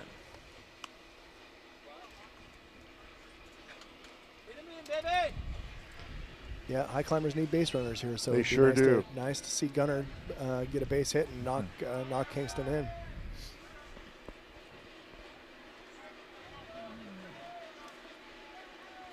Ready for the next pitch. Here it comes. Oh, that's a strike. Yeah. 1-1.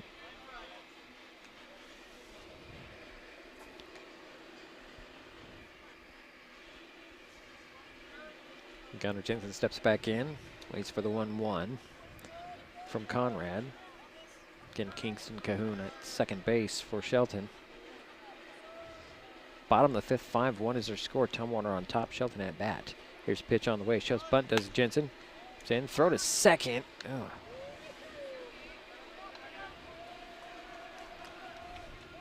And Kingston Cahoon's back safely. Pitch was a ball. So 2 balls, 1 strike.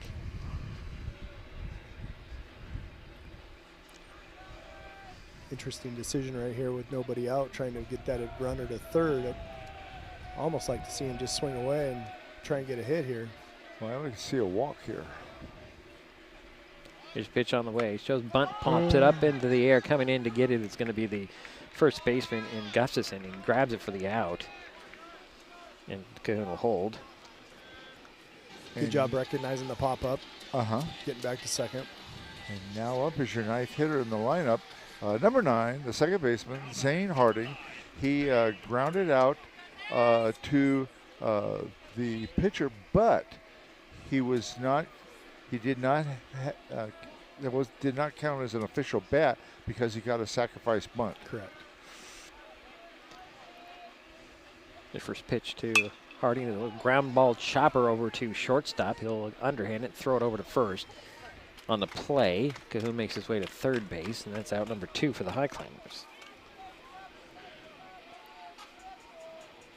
And now up is number 7, the first baseman, Jacob Jacoby. Jacob has an RBI and is 2 for 2, 2 doubles. Yeah, like we've said, he's been seeing the ball well, so it'd be nice to see him get another one here and pick up another run. Yeah, they're going to, Coach Overbay is going to go out and remind him right now that not make a mistake over the plate right here. And, you know, Jacob's a lot more dangerous as a hitter than he is as a base runner right now. So I would be surprised to see Jacob get anything he can really hit here. So 2 out, 1 on. Kingston Cahoon is at third base. It's a 5-1 ball game, Tumwater. Aside from that last inning, they've scored in every inning. Yeah. The T-Birds have. Just looking at that board going, hey, that's interesting. Yep. So Jacob Jacoby waits for the first pitch from Conrad. Yeah, Tumwater scored every inning except the last one. Takes a strike at the knees. Wow. Jacob didn't like that at all. Looked a little low and inside, but again, there's only one guy whose opinion matters. That's right. Here's the 0-1. Swing and a miss at the same pitch. Ball gets away. Here comes Cahoon to score. That makes it 5-2. So he scored on that wild pitch. So 1 in, 2 out, and an 0-2 to Jacob Jacoby.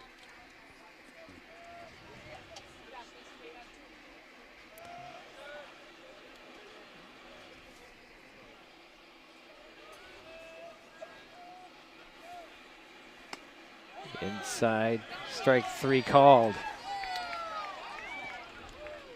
Highclimbers did get 1 back. We head to the 6th. It's 5-2. Tumwater coming up.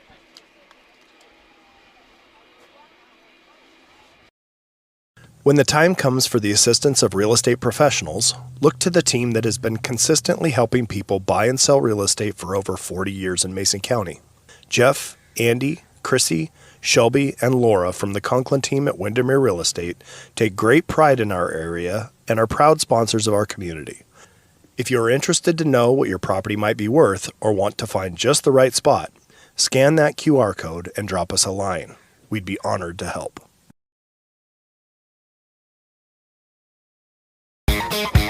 Pick your mode, HCC brings the speed. Streaming, working, or chilling, Internet a la mode is fast, reliable internet built for every mode of life. Always smooth and never frozen. New customers get free installation, and referring a friend, that's a double scoop. Both of you get a $50 referral credit. Some restrictions may apply. Hood Canal Communications. Call 360-898-2481 or visit hcc.net. So we head to the 6th inning of play. 5-2 is our score. Yeah, Shelton had 1 run on 1 double. There was no errors, nobody left on base. There was 1 strikeout. The Highclimbers so far have 4 hits in the game, and 3 of those are doubles. Great. Okay. And now up is number 22, Jimmy Womack, the catcher. He is flown out twice to the center field. Take strike 1. Yep. Got to change defensively for the Highclimbers. We've got Easton Wagner over at third base for Gunnar Jensen. Okay. Is it? Oh. Okay. Good catch. Yeah, good catch. Pitch on the way. Be ball 1-1-1. I did not catch that. Good eyes of Andy over here. Yep.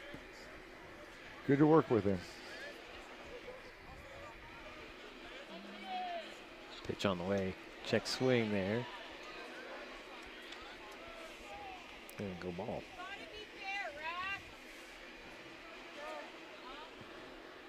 Oh, he did go. The appeal, yes, he did. He did go. All right, so it's 1-2.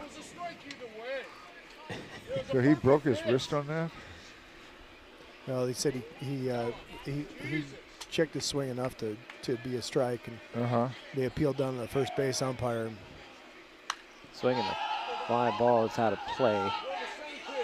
And the first base umpire said he did go. That's a okay.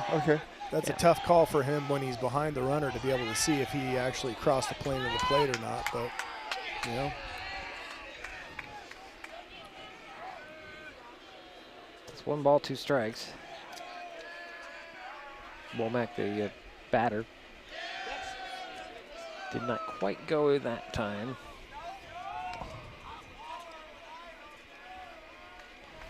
So it's 2-2. Top of the 6th.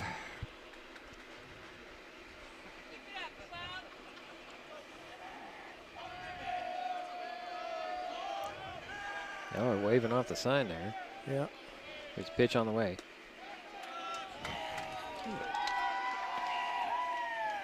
Little outside. And ball 3. Womack steps back in, waits for the full count pitch. Swing, and that's another foul ball. Oh boy, Womack is just battling here, staying alive. Yeah, he's a dangerous hitter. And clean up here too, besides. So.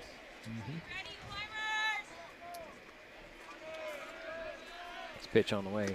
Swing and a miss. And that's out number 1 for Tumwater. That's a nice little battle by Mason right there, and he came back and got that strikeout on his pitch. It's a good job. And now up is your left fielder, number 4, Charlie Crawford.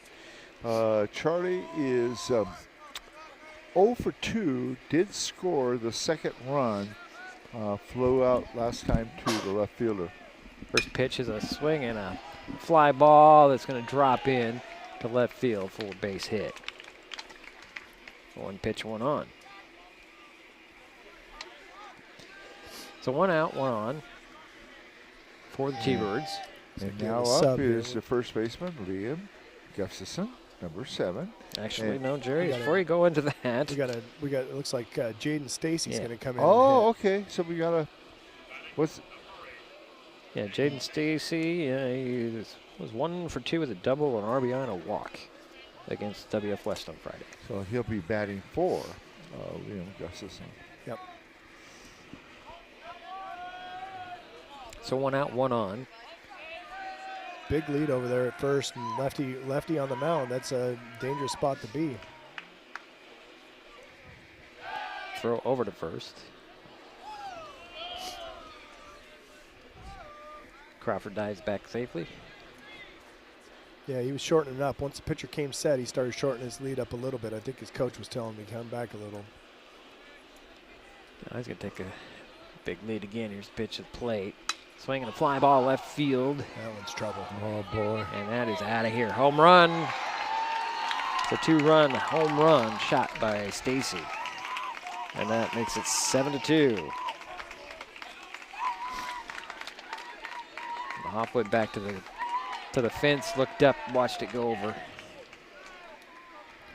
Yeah, that was a timely pinch hit there by Jaden Stacy. And that scored Charlie Crawford. And that makes it 7-2. And now up is Conrad Blake. And Conrad is 1 for 1.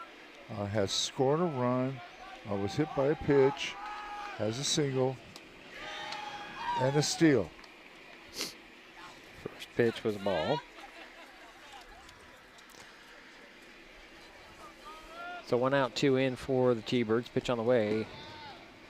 It's going to be another ball. That ball was behind the hitter. Yeah.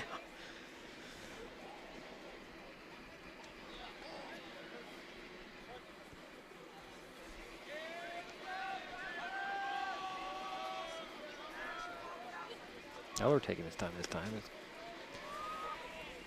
pitch number 3 is a 3rd ball. 3 balls, no strikes, 1 out, nobody on, 2 in for the T-Birds here. 7-2. Tumwater on top and at bat. Pitch on the way. Swing and a line drive right up the middle into center field. And Blake will hold up at first.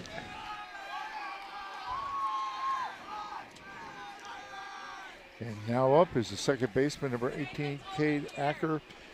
Cade is 0 for 2, struck out and flown out to the left fielder.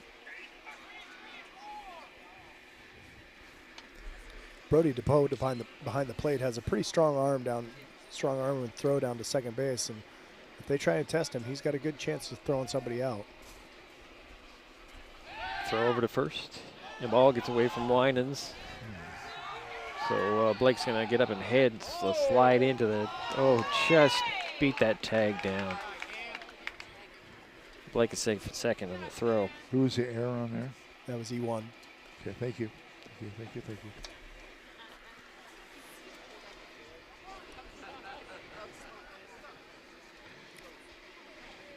Necker's still waiting for a pitch. Runner at second base now for the T-Birds. Pitch on the way. It's a strike. Yeah, I have 5 errors right now for the Highclimbers. Yep.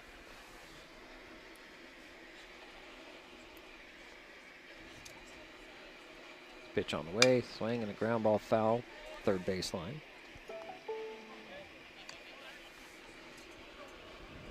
Oh, 2.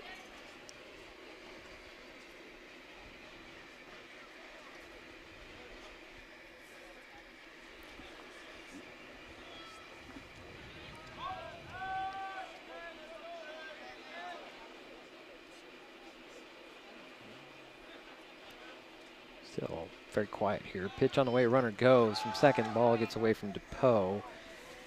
And so Blake is at third base now.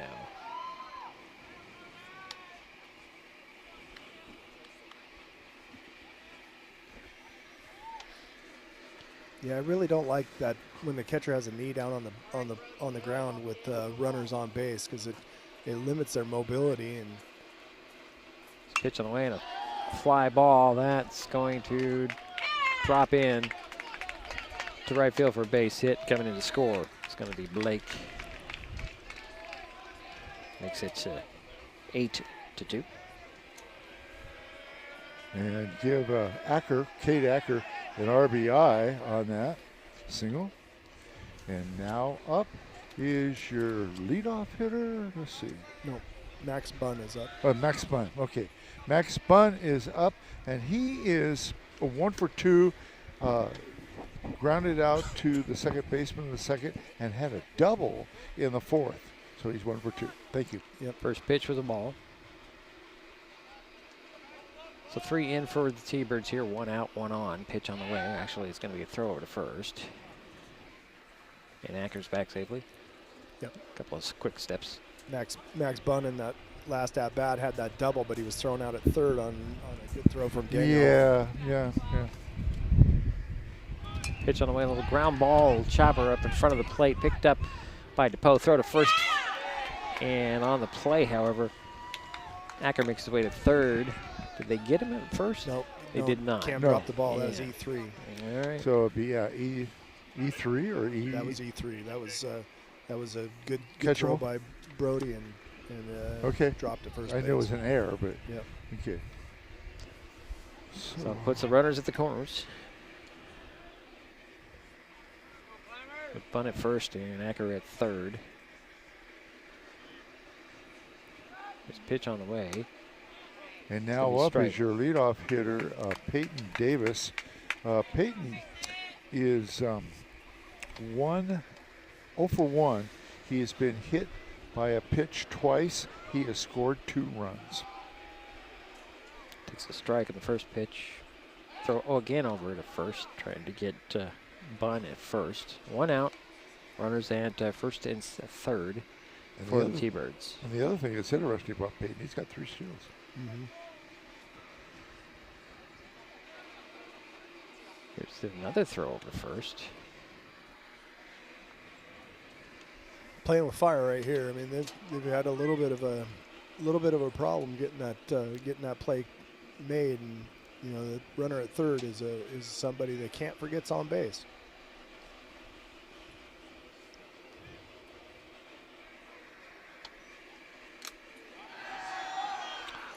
Another hit batter. Yeah, that's the 4th situation. 3rd for him. Yeah, then that's a 3rd for him.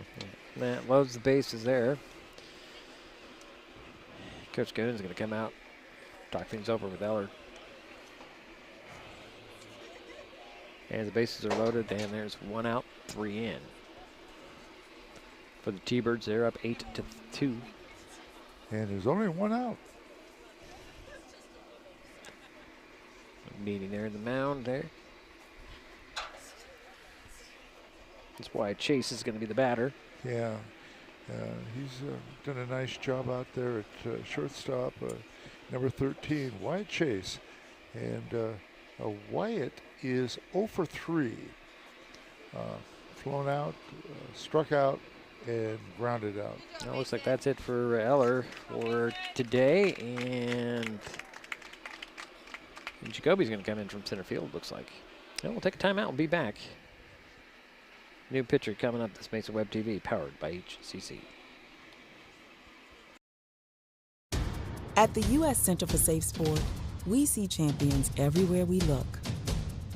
In every sport, on every court, we're building a foundation to ensure all athletes are safe, supported, and strengthened. At the U.S. Center for Safe Sport, ending abuse is not just our job. It's our promise.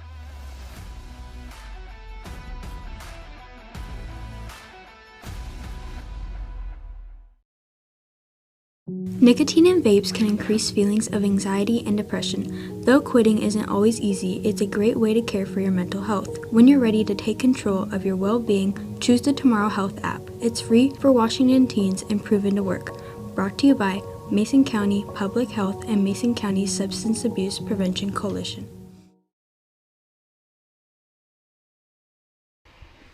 So Jacob Jacoby takes over here in the top of the 6th inning. It's 8-2.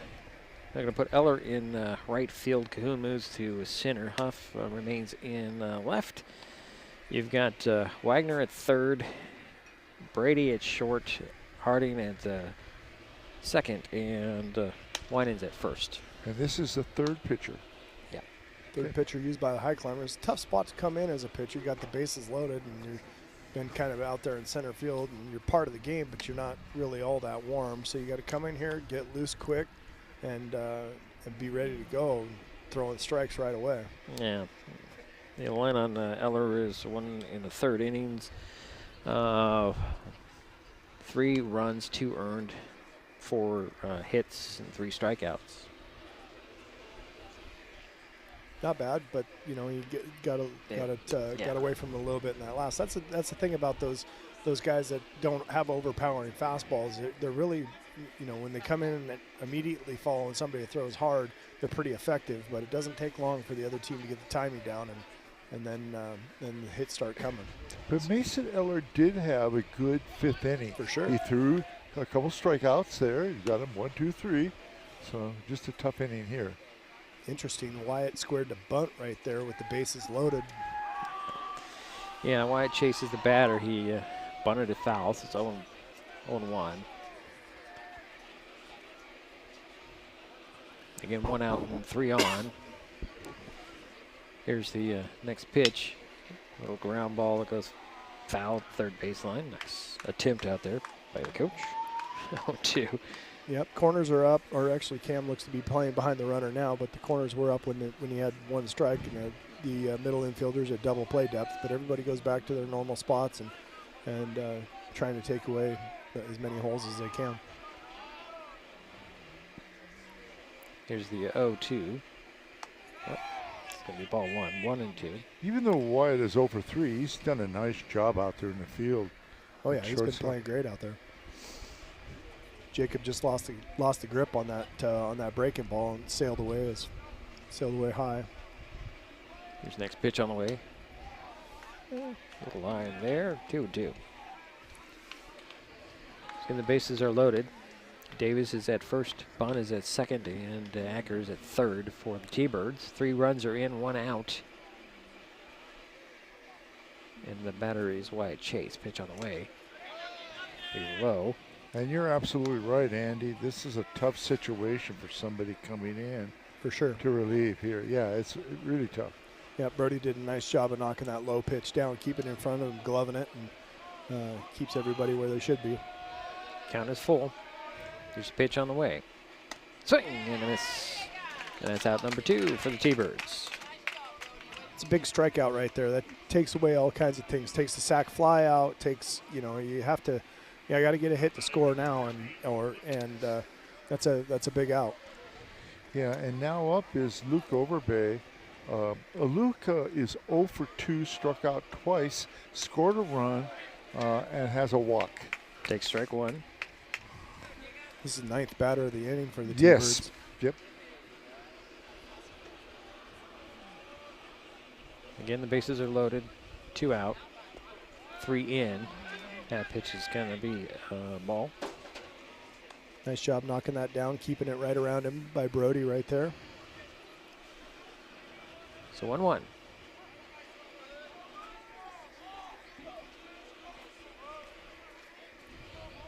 Here's the pitch from Jacoby. Ball 2, 2-1. I'll remind you, you got Davis at first, Bond at second, and Acker at third. 3 runs are in for the T-Birds in this half inning. It's 8-2. Pitch on the way. Outside. Jacob's got to come to him here. There's nowhere to put him. 3 balls and 1 strike to Luke Overbay.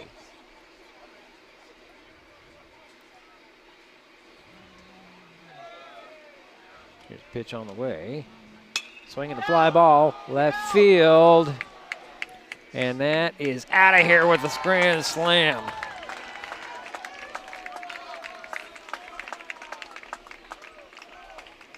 Four RBIs, and you knew that was going to have to be a good pitch coming in. Yeah, you don't have a choice. You got to throw him a strike. You got to get it, and Luke knew it. Hitters count, and that is a long shot. And clears the bases, and it is now 12-2.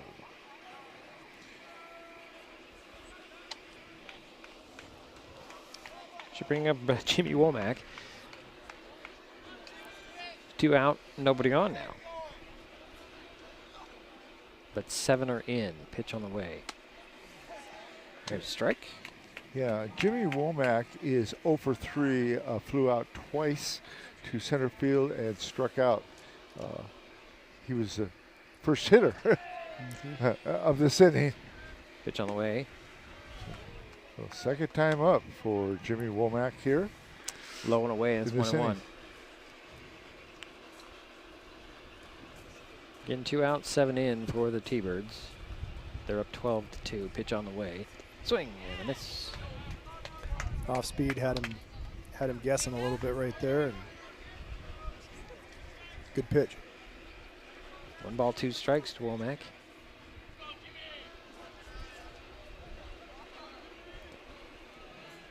Here's pitch on the way.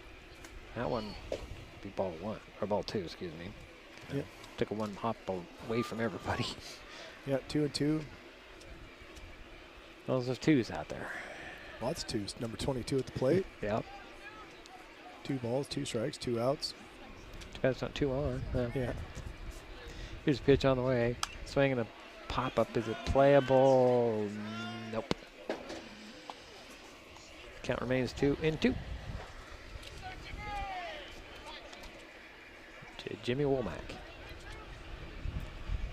I don't think that flag at center field has moved other than that direction. It is straight out to left, isn't it? Although the wind's blowing in our faces. Here's a pitch and a little ground ball over to Jerry. It's a foul.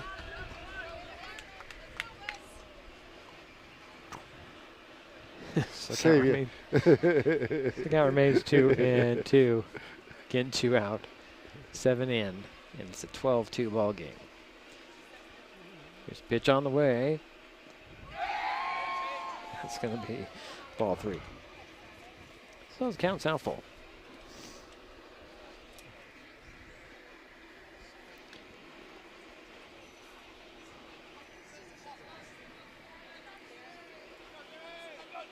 Pitch on the way, and that's going to be a walk. So Womack will head to first base. Pitching coach or the base coach has to come over and get rid of some of the gear because the guys are coming back up. He's collected the little pads that they wear, and they're coming back up around, so he's got to get it back to them. It's number 44. As a runner, I don't have a name for him. Lucas, maybe Beto. Beto, okay. That sounds familiar. Who's up now? Number 44 is on first base. Yeah. He's courtesy running for the catcher. Okay. And number 4 is up. Charlie Crawford, the left fielder. That's correct. And he has scored twice. Has a single. Is 1 for 3. First pitch to Crawford's going to hit a fly ball. It's going to drop in for a base hit near left field. His second hit in a row. That puts runners at first and second. For the T-Birds, 2 out, 7 in. And now up is number 8, Jaden Stacy. Jaden, of course, had a 2-run home run, RBIs, his first time up.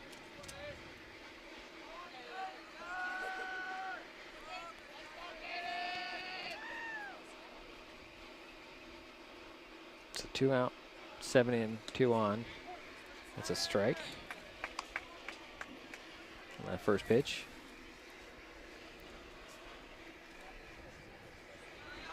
Jacob just got to get a nice little ground ball or a strikeout here and get out of this inning.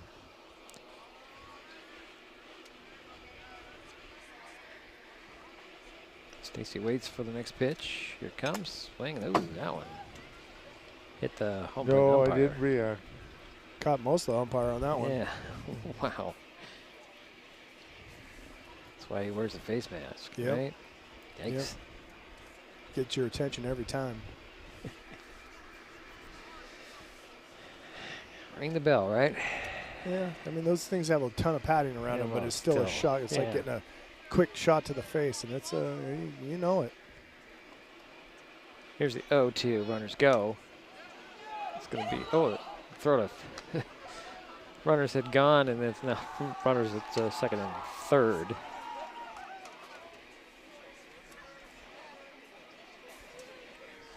Fell down a little early. He's probably going to get a little razzing from his teammates when he gets into the dugout. Yeah, I've heard a little bit already. Uh-huh. That was a ball, right? Yeah. 1-2 the count. That's ball 2. 2-2 to Stacy.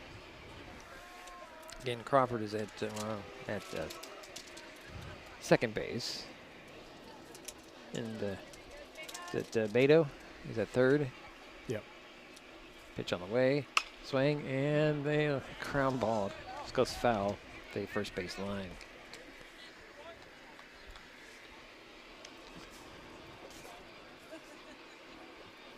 So remind everybody, it's 2 out, 7 in, 2 on. Runners at second and third. Count is 2-2.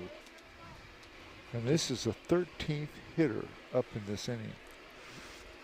Here's a pitch on the way. That's going to be ball 3.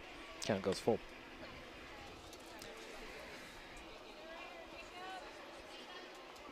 Jaden Stacy.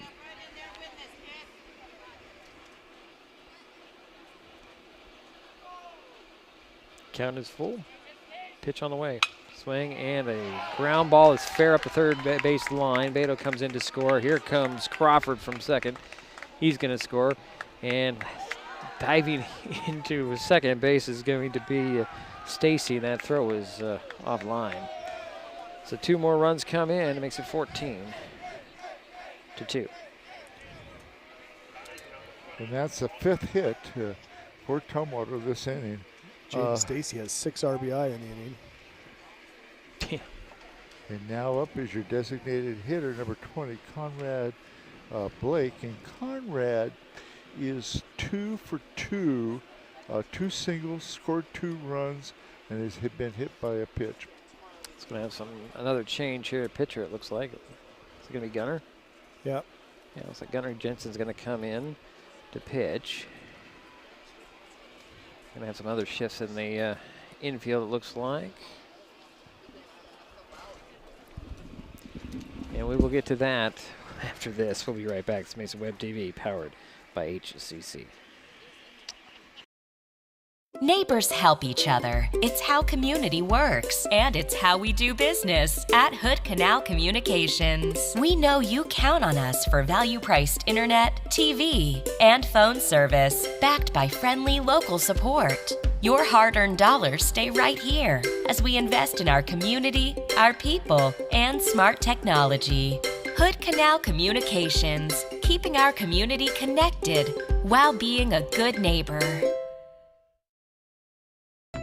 Save time and save trees by signing up for Smart Hub and going paperless with PVD3. It's quick and easy to check your account online or in the Smart Hub app. Check your billing history and your power usage to compare with the weather or changes in your power usage habits. Save a lot of stamps and printing with online bill pay.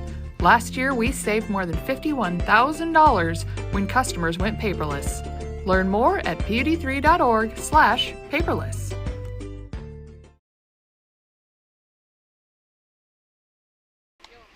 So Gunnar Jensen comes in to take over on the mound, and Gunnar's last outing, I just looked at it, that was against Black Hills. He went 3 innings, no runs, 1 hit, 2 walks, 6 strikeouts, 13 batters faced, 57 pitches. Let's have some changes in well, everywhere actually.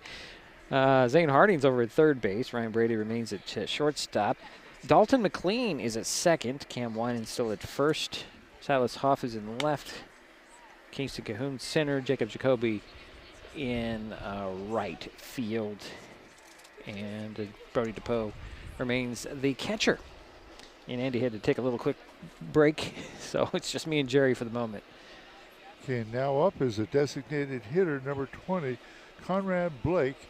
And Conrad, like I mentioned, is 2 for 2, 2 singles, and was also hit by a pitch back in the second. Yeah, 2 out, 9 in for the T-Birds here in the top of the 6th inning. It's 14-2.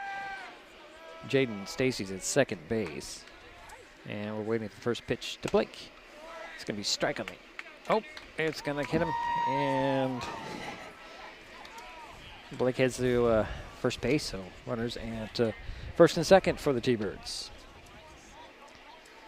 And this is number 5, Jerry.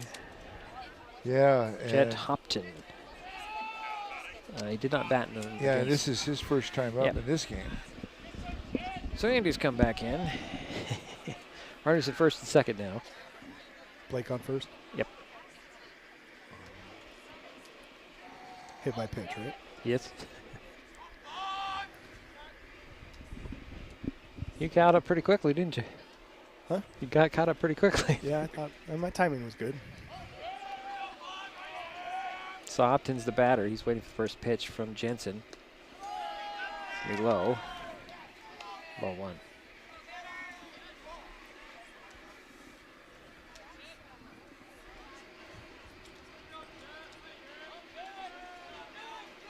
Here's the next pitch on the way. Ball 2. That one gets away from DePoe, and runners are going to advance. So runners now it's second and third. Stacy's at third. Blake is at second. And it's 2 balls, no strikes to Hopton. 2 out, 9 in for the T-Birds. 14-2, top of the 6th. Pitch on the way. Be low, ball 3.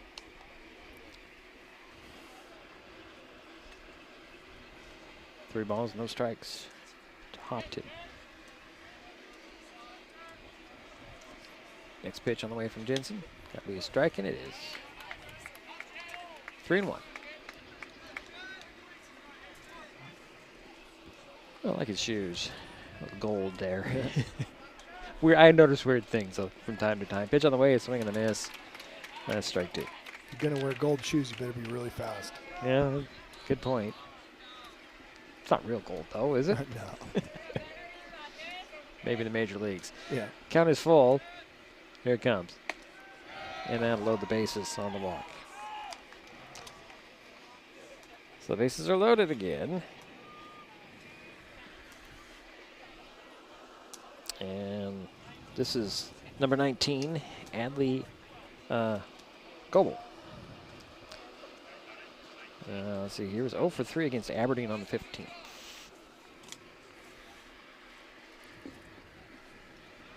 So bases are loaded, 2 out, 9 in, 14-2. Top of the 6th. And Goebel will step in and wait for the first pitch.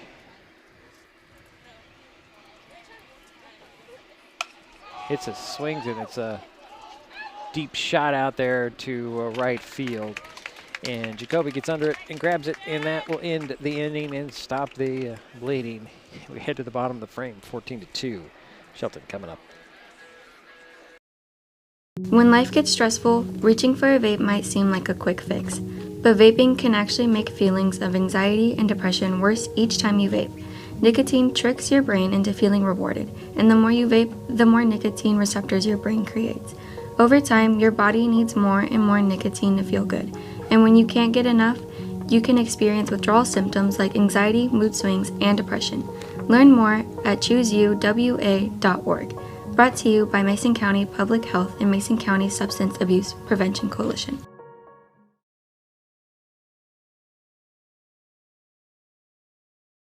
Well, we head to the bottom of the 6th inning. It's 14-2. The Highclimbers coming up. Need a couple of runs to keep this game going. Yeah, they do. It's they got their work cut out for them, and Braden Conrad's back out there on the mound, and it's tough for him to come back out after a really long time sitting there watching the world go by. So it's we'll see if he struggles with his command at all. But you know, he's been pretty dialed in most of the game, so they're going to let him go. Yeah. Brought him this far, you know. How many were left on base? 3. 3, that's first of all. All right, so leading things off will be Dalton McLean, number 30. I have no information on Dalton. First time we've seen him. Yeah. Well, the T-Birds had 9 runs on 7 hits. There were 2 errors, 3 left on base. And leading off, Dalton McLean. Number 30, Dalton McLean. You just said that, Jerry. We have no information his first at bat. Yeah, that's right. He's playing second base.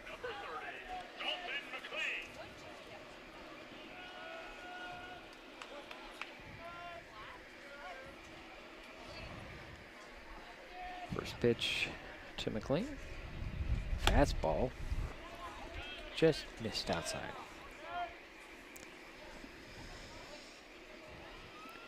Dalton in his younger days, he was a pretty good bunter. Pitch on the way. That's a strike 1.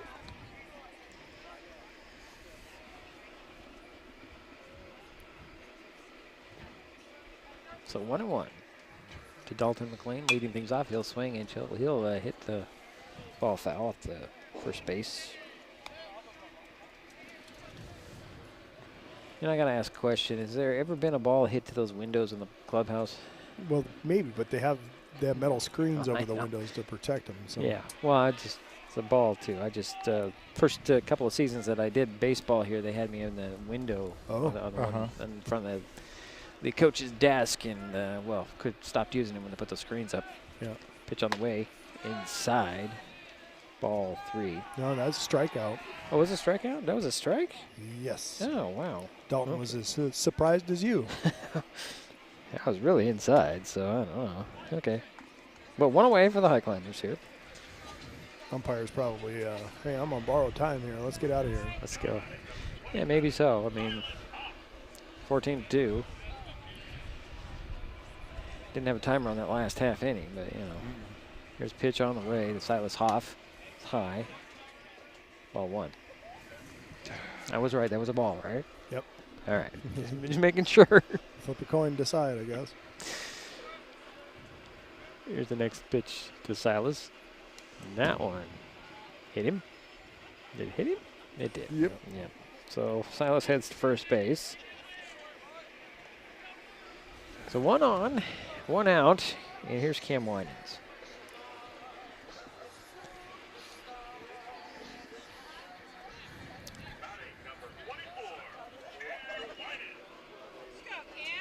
Playing first base, he's 0 for 2. Am I right on that? Yes, you are correct. Okay, so something's right over here. Yeah. Hoff is at first base. 1 out for the Highclimbers. Here's a pitch to Winans. It's going to be low. Ball 1.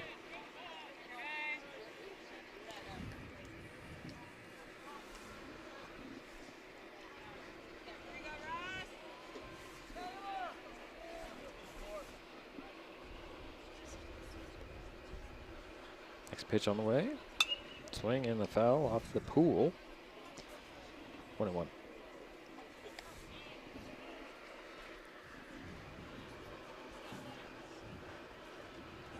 We're in the bottom of the 6th inning, and it's 14-2. Tumwater, Shelton at bat. 1 out, 1 on. Silas Hoff over there at first base for the Climbers. Cam Winans is the batter. Here's the pitch on the way.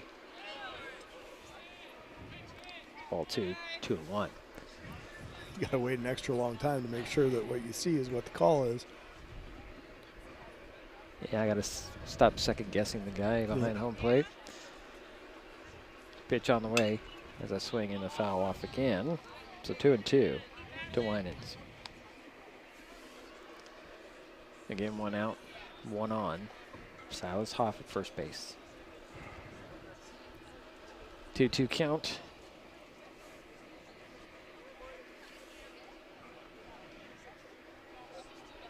Here's the pitch from Conrad.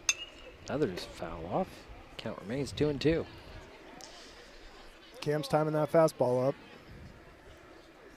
Conrad has thrown 87 pitches. I think 88, I'm sorry. Long day.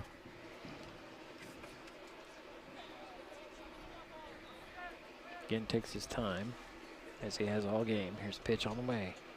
Swing and a line drive that drops into left field for a base hit.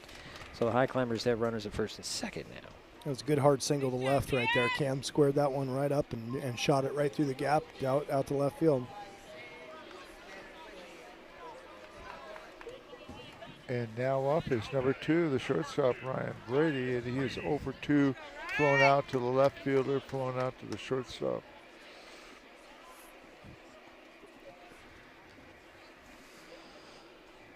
So Hoff is at second. Winans is at first for the Climbers. 1 out. Pitch on the way to Brady. It'll be ball 1. I waited that time.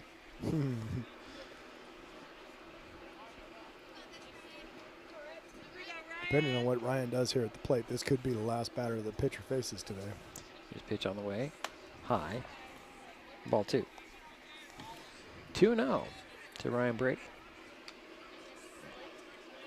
Again, 1 out, 2 on. Winans at first, Hoff at second. 14-2 is their score, bottom of the 6th.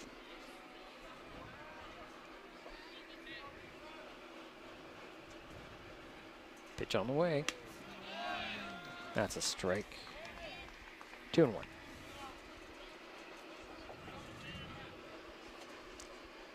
Still is very quiet around here, isn't it? It's been quiet all day. Yeah. Not much chatter from either dugout, which is unique. Pitch on the way. Be low. Ball 3. 3 balls, 1 strike to Ryan Brady. Again, 1 out, 2 on in a 14-2 ball game.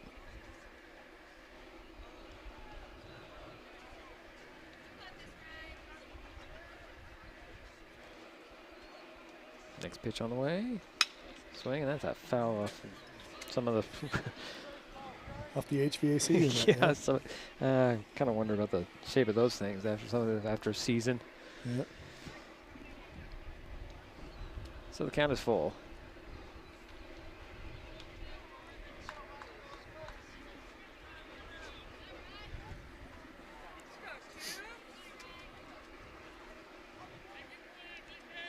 Ryan's got a good 2-strike approach. He shortens up his swing and just looks to get in and play here.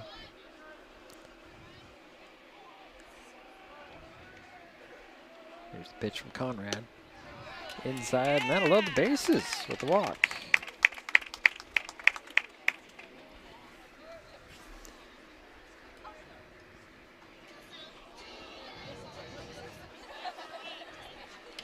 And now up is number 4, Brody DePoe, the catcher.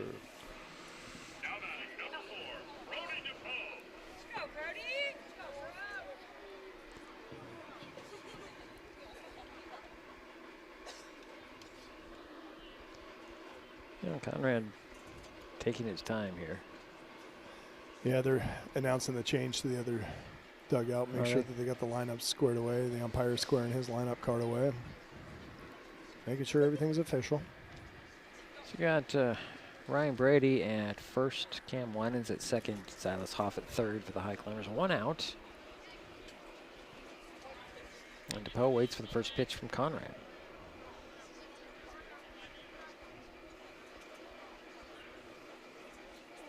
Gets the sign. Looks like I have some activity in the bullpen for the T-Birds. It's going to be a strike to DePoe.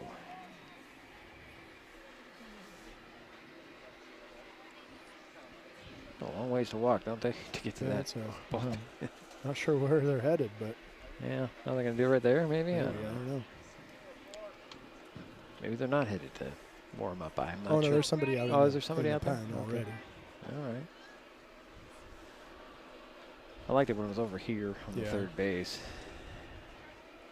Here's pitch on the way. It's going to be a ball. 1-1.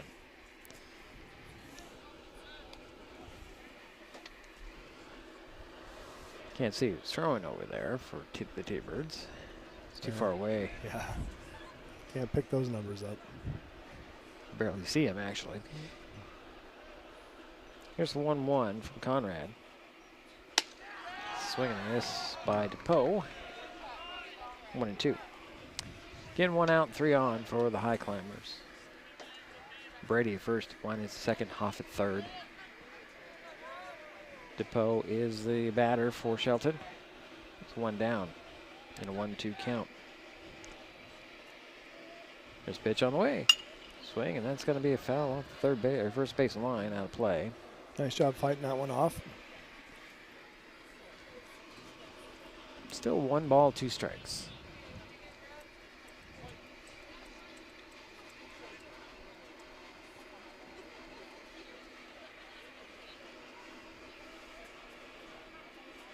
Here's pitch on the way.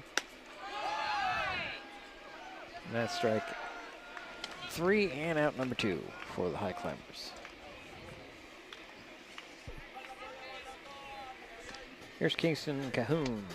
And Kingston is 1 for 2, scored a run, and had a double in the 5th inning.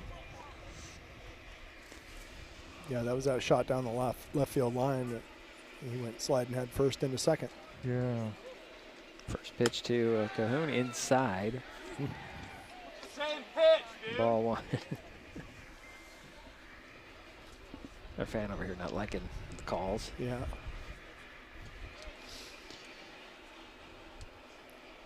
It's ball 1 to Cahoon.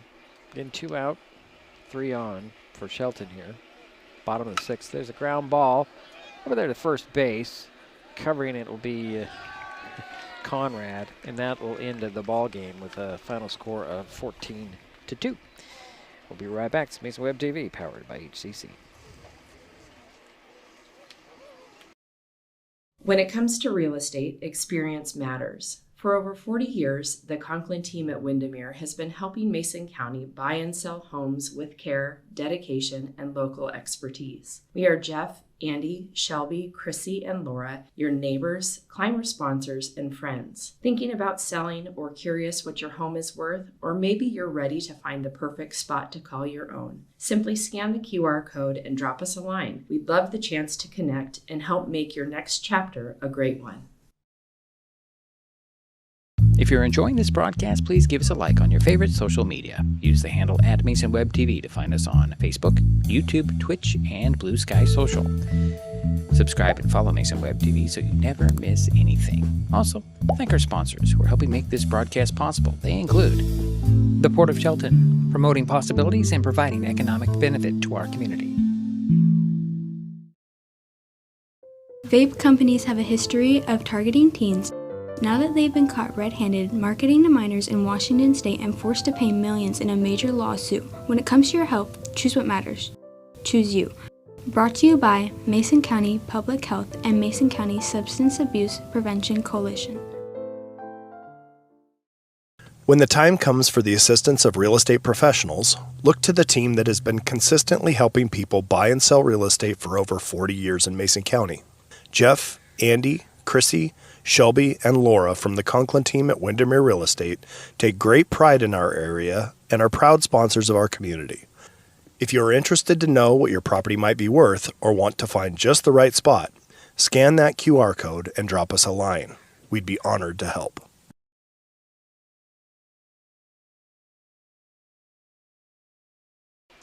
Well, it's a final here. 14-2 is the final tally, with the T-Birds taking control here and knocking off the Highclimbers. Jerry, got your totals? I'm ready, yes. Go ahead. Tumwater had 14 runs on 9 hits, no errors, left 5 on base. 4 Tumwater. Peyton Davis was 0 for 1. He was hit by a pitch 3 times, hit batter. Wyatt Chase was 1 for 4. Luke Overbay was 1 for 3, but the hit he had was a 4-run homer. The old grand slam. Yep. Jimmy Womack was 0 for 3. Charlie Crawford was 2 for 4. Liam Gustafson was 0 for 2. Conrad Blake was 2 for 2. Cade Acker was 1 for 3. Max Bunn was 1 for 2, had a double. Jaden Stacy was 2 for 2, had a 2-run home run. And then we had one other person there. Let's see. Well, that was Adley Goebel. Yeah. Okay, for the Highclimbers.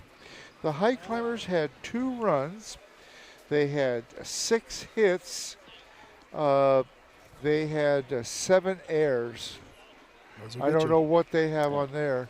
No, doesn't matter. Yeah, and they left 6 on base. Now, for the Highclimbers, Jacob Jacoby was 2 for 3, had 2 doubles. Silas Hoff was 1 for 3. Cam Winas was 1 for 3. Ryan Brady was 0 for 2. Drew Helser was 0 for 2. Kingston Cahoon was 1 for 2, had a double. Gunnar Jensen was 1 for 2, had a single. Zane Harding was 0 for 2. And Brody DePoe came up once, and so did Dalton McLean, and they were both 0 for 1. So you're looking at 2 runs on 6 hits, 7 errors, and 6 left on base by the Highclimbers. So that's my statistics. All right, for every run scored and strikeout during this game, Mason Web TV is donating funds to area food banks. So far this spring, we have gathered $219 for Saints Pantry and have donated over $1,200 since we started this project in December. With this game, we add $29 for the total after 16 runs and 13 strikeouts today. That does add up, right? Okay. That's well, that's a good thing. Yeah. All right. Well, Andy, your thoughts on this? Just it's a tough loss for the Highclimbers. I think they expected to play better today, but you know, you got that 6th inning when the T-Birds brought 15 batters to the plate, and that's hard to overcome in any level, any game, any level. So. You know, what they have to do now is they have to dust themselves off and get up and get ready to play tomorrow. Yeah, they'll play Tumwater tomorrow in Tumwater. So that's the next up for both these teams. Jerry, anything before I move on? No, like Andy says, they just got to forget tonight's game and be ready for tomorrow night. All right, well, our next broadcast is tomorrow when the Shelton Fast Pitch team hosts the Tumwater. First pitch on the other field over here is 4:30. Anything else to add before we sign off? I'm good. You're good? Well, Jerry, you're good? Yeah, I'm good. And thank you for play-by-play. And thank you, Andy, also for all your comments and color commentation. Yep. All right, and that will do it for us here at Highclimber Field. My thanks to Andy and Jerry for their help with today's broadcast. Final score again, Tumwater 14, Shelton 2. We will talk to you tomorrow. You've been watching High School Sports on Mason Web TV, powered by HCC. The preceding presentation on Mason Web TV, powered by HCC, has been brought to you by Hood Canal Communications, committed to providing quality services that exceed customer expectations in voice, video, data, and customer service, keeping our community connected since 1934. Mason County Public Health and Human Services Prevention Education Partners Substance Abuse Prevention Coalition. Mason PUD 3, connecting our community with safe, reliable, economical, and sustainable services 24/7. The Conklin team at Windermere Real Estate. When it comes to real estate, nothing compares to local knowledge. Mason County Public Utility District Number 1, Washington State's first public utility district, proudly serving the Hood Canal in Mason County since 1935. The Port of Shelton, promoting possibilities and providing economic benefit to our community. And Mason Health, united community, empowered people, exceptional health. Thanks for watching Mason Web TV, powered by HCC.